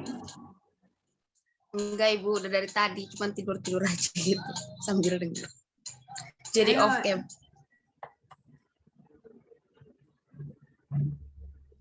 Gimana ini? Nggak boleh tidur-tidur itu kuliah, tidur beneran nanti tuh. Jadi ini ya, posisikan walaupun kuliahnya online kayak gitu. Telinganya harus terbuka, matanya harus terbuka, pikirannya harus on. Gitu ya, jangan pikiran kemana-mana ya. Kayak gitu. Coba tunjuk aja ya. Yang sakit gigi coba tadi gimana pendapatnya tentang UU tadi sama kode pemasaran, coba. Ayo kakak. Baik, Bu. Jadi kalau menurut saya untuk undang-undang terkait kesehatan ini sudah apa ya? Sudah pasti sudah bisa dijalankan. Cuman yang menjadi masalah utama di sini adalah pengetahuan entah itu baik dari masyarakat atau dari pihak perusahaan terkait kesehatan ini. Soalnya hampir semuanya itu beranggapan bahwa rumah sakit itu merupakan tempat yang di dalam tanda kutipnya itu sudah lengkap gitu untuk segala jenis sakit atau keluhan termasuk pemberian ASI dan MPASI, itu dia. Sedangkan yang kenyataannya masih sangat banyak kekurangan yang bisa teman-teman kita bisa lihat sendiri, tergantung biasanya contohnya tempat untuk pemberian MPASI atau ASI eksklusif dan sebagainya. Jadi pengetahuan di sini masih menjadi satu faktor yang penghambat untuk kelancaran undang-undang itu. Itu menurut saya.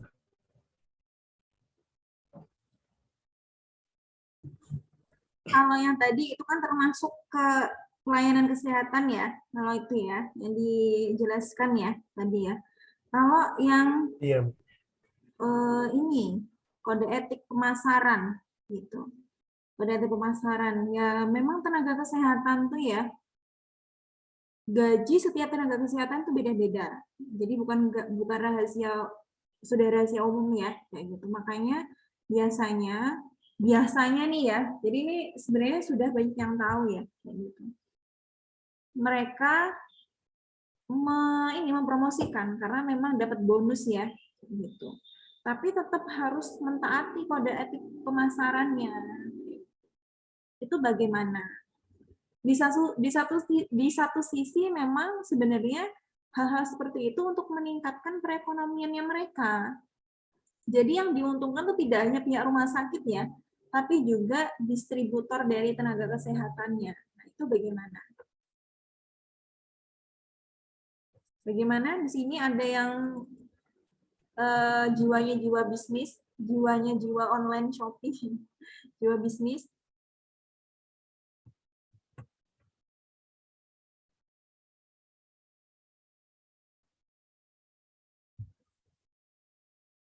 Apa nih? Coba nih. Bobby, coba Bob. Bobby, coba dikritisi hal-hal masalah di Indonesia. Kamu warga Indonesia kan, bukan warga Wakanda kan? Ayo dikritisi. Bu, gimana Bu? Kurang jelas di sini Bu. Ada di PPT. Lebih jelasnya ada di PPT soalnya. Permasalahan tadi itu loh, jadi permasalahan kode etik, jadi masih banyak distributor ataupun rumah sakit yang dia memang mempromosikan PASI, itu yang pertama. Yang kedua, fasilitas yang tidak tersedia di beberapa instansi yang dia tidak mendukung adanya ASI eksklusif. Jadi terserah mau mengkritisi yang mana, poin 1, poin 2,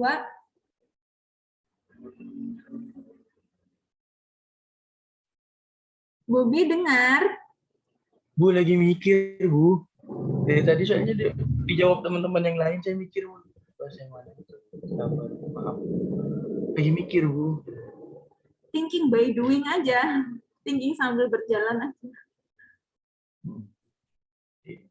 Di rumah sakit ya, menurutku agak eksklusif. Enggak masih. Sebagai ayah ASI nih, kalian harus gimana nih? Kalian kan nanti ayah ASI ya, ayah ASI eksklusif kan ya. Iya, Bu. Istri saya nggak boleh kerja di situ, kayak gitu. Tuh gimana? Boleh tuh, kayak gitu.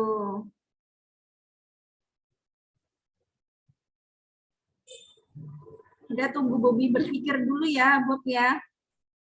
Jadi nanti harus dipersiapkan ya, Bob. Coba siapa nih ya? Yang belum. Nora, coba Nor, gimana Nor? Kakak Nora, gimana Kakak Nora? Ini saya masih baca-baca, Ibu. Nah, ini harusnya baca-bacanya tadi pagi nih.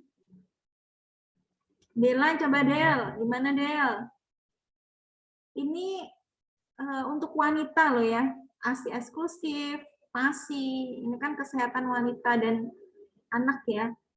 Gimana Del? Della Villa? Iya Bu, sebentar Bu. Ini dari tadi saya disuruh nunggu nih. Siapa yang mau ngobrol kayak gitu loh? Masa harus ditunjuk? Siapa? Ayo Laili coba. Gimana Laili? Carinya tuh dari tadi harusnya. Iya Bu. Apa ya Bu? Mungkin dari saya ini sih Bu, apa? Dari hasil responden untuk ketertarikan ibu-ibu muda dalam menanggapi ASI eksklusif seperti itu. Karena kan nggak semua wanita itu 24 jam bertahan di rumah kan ya, bukan biasanya ada yang berkarir dan lain sebagainya. Nah itu hasil responden yang saya baca itu kebanyakan itu lebih memilih ASI, bukan ASI, maksudnya pengganti ASI itu memberikan susu formula. Nah itu karena pertama itu ketertarikan iklan yang beredar di berbagai media sosial seperti itu Bu. Jadi menurut mereka itu nggak usah ribet. Jadi ada susu formula, jadi ya diberikan susu formula seperti itu. Karena kandungan yang ada di susu formula itu juga nggak kalah banyaknya seperti itu Bu. Jadi berpikirnya itu masih yang efektifnya selama mereka bekerja seperti itu. Jadi memberikan ASI-nya tetap, tapi waktu mereka itu ada di rumah seperti itu. Ataupun di sini juga disebutkan itu kalau misalnya memberi ASI itu juga kadang sebagian ibu itu di sela-sela istirahat bekerjanya itu mau memberikan hasil pompa ASI-nya seperti itu Bu. Kalau di negara-negara maju itu ada program ini ya, kalau kalian tahu ya. Jadi ayahnya itu bisa cuti 1 tahun, dan dia masih mendapatkan gaji 1 tahun ya. Tapi nanti efeknya bisa ayahnya itu karena sudah kelamaan 1 tahun ya, itu bisa jadi malas kerja lagi, balik lagi, ataupun yang kedua tiba-tiba sudah digantikan. Itu kelemahan kebijakannya itu. Plusnya itu kebijakannya tuh membantu istri, karena sebenarnya kalau baru melahirkan, jadi menyusui, apalagi ibu pekerja kayak gitu kan pasti stres ya, stresnya meningkat lah ya, karena adaptasi kebiasaan baru, adaptasi keadaan yang baru kayak gitu. Nah, jadi kalau negara maju sudah ada kebijakan seperti itu. Apalagi kalau daerah negara maju seperti apa ya, Finland atau Switzerland ya kalau nggak salah. Malah kalau mereka punya anak, karena mereka sebenarnya banyak yang nggak pengen punya anak ya, itu malah akan diberikan santunan ya, apa istilahnya itu, bantuan ya, diberikan bantuan berapa banyak gitu, diberikan bantuannya gitu. Sampai sekolah kalau nggak salah. Itu negara-negara maju itu seperti itu, karena kalau negara maju tuh keinginan mempunyai anaknya itu sebenarnya minim. Akhirnya di negaranya tuh SDM-nya sedikit ya, makanya ada program seperti itu. Kalau di Indonesia programnya kebalikan kan ya, program KB gitu kan ya, karena memang sudah terlalu membeludak kayak gitu. Kalau di negara-negara lain malah dia programnya seperti itu, siapa yang mau anak nanti akan dibiayai oleh negara seperti itu. Nah, di Indonesia kira-kira ini bisa nggak ya kebijakan itu dilaksanakan yang ayahnya itu cuti 1 tahun kayak gitu? Itu bisa nggak sih diaplikasikan di Indonesia? Ini kalau ibu-ibu di sini pada setuju semua nih kayaknya ya. Ayah-ayahnya yang nggak mau nih, nggak mau ngurusin. Gimana? Kebijakannya cocok nggak di Indonesia kayak gitu? Soalnya kebijakan yang UUD tadi yang nomor 32 aja itu tadi masih jarang ya di instansi pemerintah ya kayak gitu. Gimana? Jadi kalian bisa searching loh kebijakan-kebijakan negara lain yang sama kayak gitu ya, yang dia mendekati kebijakan di Indonesia gitu. Karena pada dasarnya praktek di Indonesia, pada dasarnya Indonesia itu sudah punya kebijakan. Sudah ada kebijakan tapi tidak dilakukan. Kayak gitu. Misalkan kalau kalian belum pernah tahu nih, kalau wanita mens gitu ya, pas waktu kerja ya, wanita mens itu boleh cuti, itu ada peraturannya.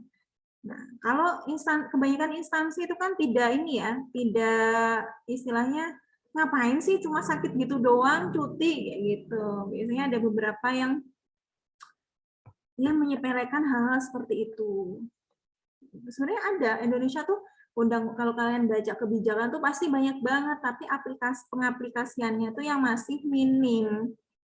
Tuh. So, kalian sebagai generasi Gen Z ya, Gen Z nanti 5-10 tahun atau 15 tahun yang akan datang sebagai orang yang membuat kebijakan tersebut. Nah, kira-kira bagaimana? Ini saya harusnya mendengarkan nih, dari tadi saya yang banyak ngomong ini. Bob sudah menemukan, Bobby mana nih? Bobby, Nora sudah menemukan wangsitnya. Udah Bu, udah Ibu.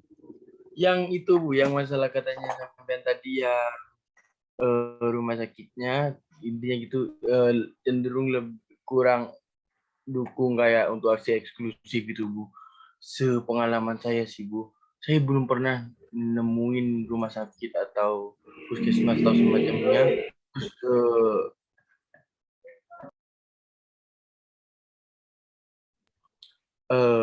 maaf Ibu tadi ada gangguan. Nah jadi kayak saya belum pernah nemuin gitu Ibu ada rumah sakit atau Bob bisa ditunjukkan wajahnya nggak puskesmas Bob? dan semacamnya itu kayak lebih mendukung susu formula atau semacamnya kan udah jadi rahasia umum dan hampir semua orang tahu ya Bu ya. Kalau sebaik-baiknya susu formula tetap lebih baik ASI eksklusif gitu Bu, lebih cocok lah untuk anaknya kan, resikonya untuk anak itu obesitas dan kawan-kawan tuh ada kalau di susu formula Bu. Tapi kalau di ASI eksklusif sulit kan anaknya untuk obesitas atau semacamnya. Terus kalaupun iya Bu ada kayak rumah sakit atau semacamnya kayak nyaranin atau gimana ya Bu, cenderung kayak mau jualan lah susu formula Bu. Itu kayaknya dari oknumnya sih Bu. Kayak gak mungkin banget Bu. Soalnya kalau orang yang udah di rumah sakit biasanya tuh udah ngerti banget bahwa ASI eksklusif tuh penting banget Bu. Apalagi 6 bulan pertama. Kan iya Bu. Jadi kayaknya itu dari oknumnya deh Bu. Pengen jualan dan dapat penghasilan sendiri. Oke. Iya, Ibu. So, apa yang harus dilakukan? Oke, berarti kan oknum ya. Jadi Sama kalau saya dari rumah gitu, Bu. sakitnya, ya kalau kamu sebagai direktur rumah sakitnya, apa yang harus kamu lakukan terhadap oknumnya itu, atau kebijakan apa nih yang kamu buat Ah. gitu di rumah sakitmu? Jadi Gitu. gini, Bu. Kalau oknumnya itu, yang disebutnya oknumnya itu kayak nyaraninya kan pakai susu formulan itu tanpa sepengetahuan untuk saya, Bu Amin, atasannya gitu, Bu. Mungkin saya kasih sanksi pertama kayak, loh kok kamu kayak gini, ini kan nggak baik gitu, Bu. Kayak mana ada anak 0 sampai 6 bulan disaranin susu formula padahal ASI-nya ada punya orang tuanya gitu. Mungkin dikasih sanksi, Bu. Terus kalau dia tetap maksa bisa dipecat. Soalnya gitulah, Bu. Kalau oknumnya istrinya Nggak, Bobby gimana coba? ya, kayaknya nggak sampai segitunya, Bu. Maaf banget, Bu. Nah kan bisa jadi. Masa iya, Bu, saya nggak ngasih tahu istri saya dengan kayak gitu. Kan pasti udah Saudaranya ngomong-ngomong, kayak Bu. gitu. Biasanya kan Lagian hal-hal itu Keki nggak terjadi mungkin kayak ya. gitu. Terjadi di pejabat-pejabat ya kayak gitu. Malah kerabatnya ya yang melakukan hal-hal seperti itu. Beginilah ya Oh, namanya mentang-mentang politik ya. Mentang-mentang ya mentang-mentang berkuasa saudaranya gitu atasan ya. gitu ya, Bu. Iya, kayak gitu. Hmm. Kalau untuk Izin masuk, Bu. ya Laili. Ya, tadi kan sudah dijelaskan sama Bobby kalau misalnya di rumah sakit lebih baik diberikan langsung ASI eksklusifnya seperti itu kan Ibu dari usia awal lahir. Nah, tapi biasanya tuh setiap individu ibunya itu kan masing-masing. Biasanya ada yang ASI-nya langsung keluar, biasanya ada yang belum keluar sampai beberapa hari bahkan beberapa minggu. Nah, itu biasanya dari perawatnya atau dokternya itu mungkin diberikan jalan alternatifnya itu diberikan susu formula itu. Nah, kemudian orang tuanya sendiri juga menyetujui. Nah, itu bagaimana ya? Izin masuk, Bu. Boleh nggak, Bu? Nora coba balas. Tadi sudah cari-cari Nora. Mana nih Nora nih? Nora hilang Nora. Dela sudah dicari gimana bisa ditanggapin tadi?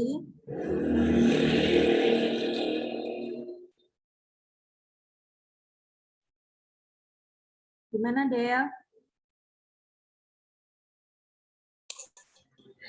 Iya Bu, kalau menurut saya itu kalau yang katanya Mbak Leli tadi kan kalau sudah ada persetujuan dari orang tuanya sendiri, kalau menurut saya nggak apa-apa Bu. Tapi juga dilihat dari kebutuhannya juga sih Bu. Kan kalau ASI kan memang harus diberikan dari awal itu kan bayi lahir. Tapi kalau misalnya memang ada kendala sendiri dari ibunya ya nggak apa-apa Bu.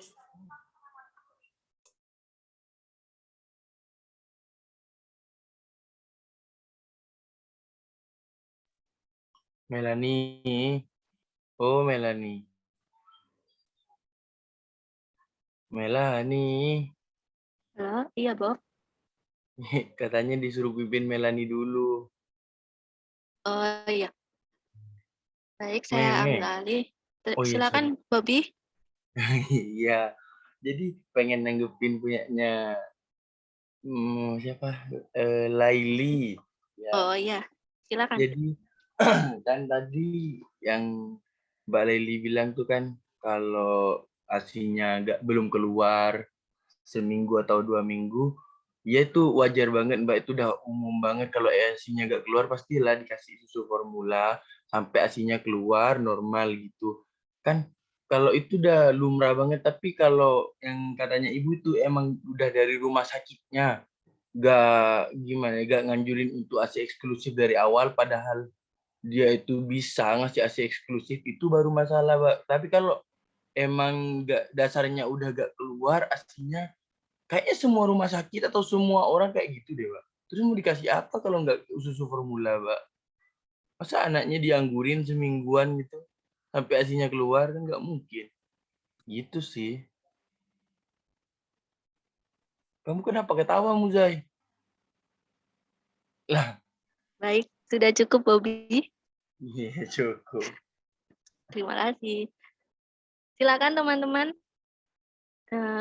ingin menanggapi dari pertanyaan Laili.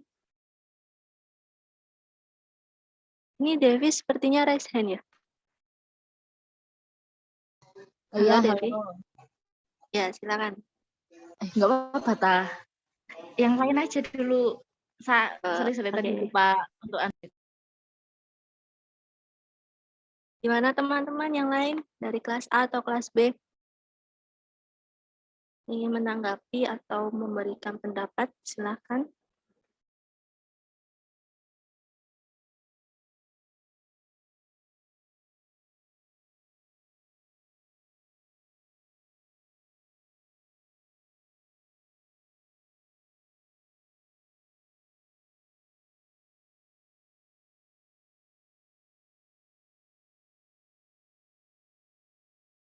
Mungkin karena belum ada yang berpendapat, mungkin Devi mau masuk dulu, silakan.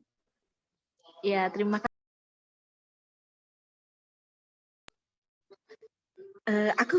Ini pikiranku ya, Rek ya. Jadi tolong ditambahin ya, Rek ya. Kalau misalnya direktur, terus habis itu kan dapat ceperan tuh pasti kalau misalnya ada apa ya, ada kayak FPSC atau PASI yang mau promosi di rumah sakit. Kalau menurutku, aku mau lihat dulu keunggulan sama kelemahannya dari, halo adik kecil, aku mau lihat dulu keunggulan sama kelemahannya si produk itu. Kalau misalnya keunggulannya buat ibu-ibu yang dalam kasus apa nih? Lah, yang dalam kasus ini nanti aku bikin platform sendiri, jadi mereka bisa promosi di situ untuk memenuhi kekurangan si ibu-ibu itu tadi dan memberikan kelebihannya mereka, bukan ke seluruh ibu-ibu hamil. Begitu sih. Terus kan aku lihat dari beberapa kode etik itu nggak boleh ngasih no sampel, nggak boleh ngasih hadiah, nggak boleh telepon, nggak boleh, pokoknya mengganggu ibu itu nggak boleh. Dan mereka harus jujur. Misalnya kalau bisnis sendiri ya, kalau misalnya mereka terlalu mengungkapkan kekurangan, itu biasanya tuh konsumennya tuh tidak tertarik kan. Jadi kan pasti kan kelebihannya tuh yang paling ditonjolin. Nah, saat kelebihannya ditonjolin tuh harus menyertakan bukti-bukti. Itu apa? Terus habis itu harus tetap berpacu pada bahwa memberikan ASI secara eksklusif itu lebih baik daripada memberikan susu formula. Gitu menurutku, Rek. Kalau kalian gimana? 5 menit lagi diskusinya Terima ini ya, kasih. selesai ya, 5 menit lagi. Baik, Bu. Terima kasih, Devi. Untuk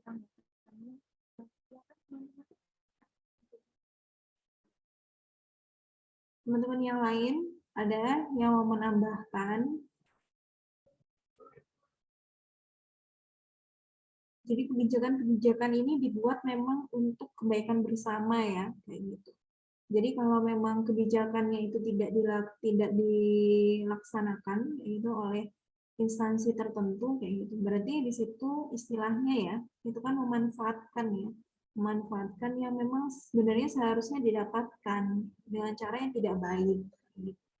Biasanya kalau untuk ini ya, misalnya kalau untuk cuti 2 bulan ya, cuti 2 bulan, 1 bulan sebelum melahirkan dan juga 1 bulan setelah melahirkan itu, biasanya beberapa instansi beralasan untuk tidak melakukan atau untuk tidak, jumlah cutinya nggak banyak itu karena untuk kinerjanya, produktivitas dari kantor, biasanya seperti itu. Tapi sebenarnya itu menyalahi aturan, gitu ya, harusnya bisa dilaporkan di Kementerian Ketenagakerjaan harusnya ya. Tapi biasanya walaupun biasanya kita melaporkan ya dengan anonim kayak gitu, itu biasanya mudah kira-kira siapa nih yang baru melahirkan, ya itu biasanya cepet ya diketahui kayak gitu. Nah seperti itu. Jadi kalau kalian kayak gitu ya, entah mengalami apa sih kezoliman tuh bahasa Indonesianya apa ya, ketidaksewenangan ya, di kantor kayak gitu ya, entah itu kalian tidak mendapatkan hak yang sesuai kayak gitu, yang sudah diatur di perundang-undangan tuh bisa melapor gitu ya ke Kemenaker kayak gitu. Tapi kalau untuk biasanya ya untuk gaji yang UMR atau enggak UMR itu biasanya tidak bisa karena memang itu sudah kesepakatan ya biasanya ya. Jadi kalau misalkan kebijakan-kebijakan di instansi itu tidak sesuai gitu dengan kebijakan yang diberikan oleh kementerian gitu. Nah, ini bisa kalian coba dulu diskusikan ke instansi. Kalau memang tidak bisa ini juga diadvokasi ke Kementerian Tenaga Kerja. Sebaiknya seperti apa? Kayak gitu. Itu ya. Ada yang mau closing statement?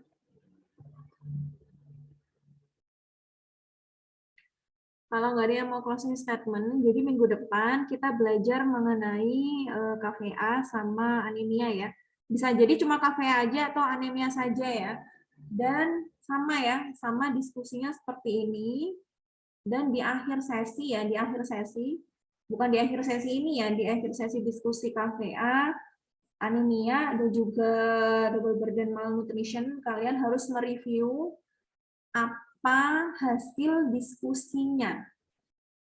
Kayak gitu. Jadi kalau kalian misalkan tidak memperhatikan kayak gitu ya, nah itu ya tanggung jawab kalian sendiri kayak gitu ya. Oke. Nanti untuk tadi sudah dicatatkan ya Melanie sama Muzia ya, jadi nanti diserahkan ke saya ya. Sudah, Bu. Iya. Kalau nggak ada yang mau ditanyakan, saya tutup kalau kayak gitu. Terima kasih semuanya atas partisipasinya. Sudah bagus, ditingkatkan lagi untuk pertemuan selanjutnya ya. Kayak gitu. Jadi di sini di perencanaan atau di kebijakan pangan dan gizi ini kalian dilatih untuk lebih berpikir kritis dan tidak hanya melihat dari satu sisi kalau bisa. Dan kalau bisa juga bisa membandingkan dengan kebijakan di negara lain seperti apa.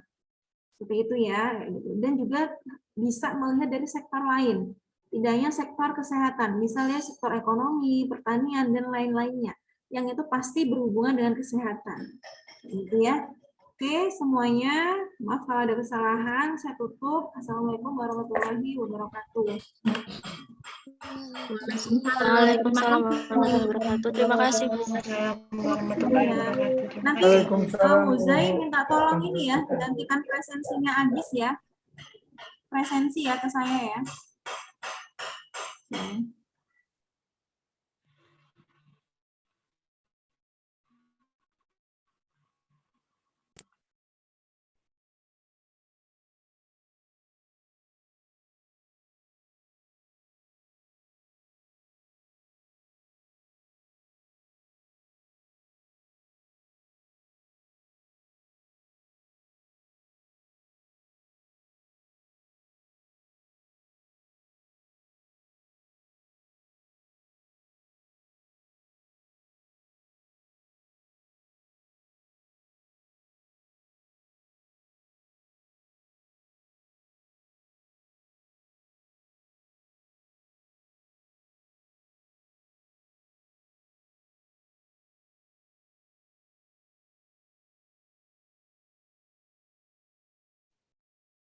Ini yang nggak live ini ditinggalkan ya HP-nya ini ya.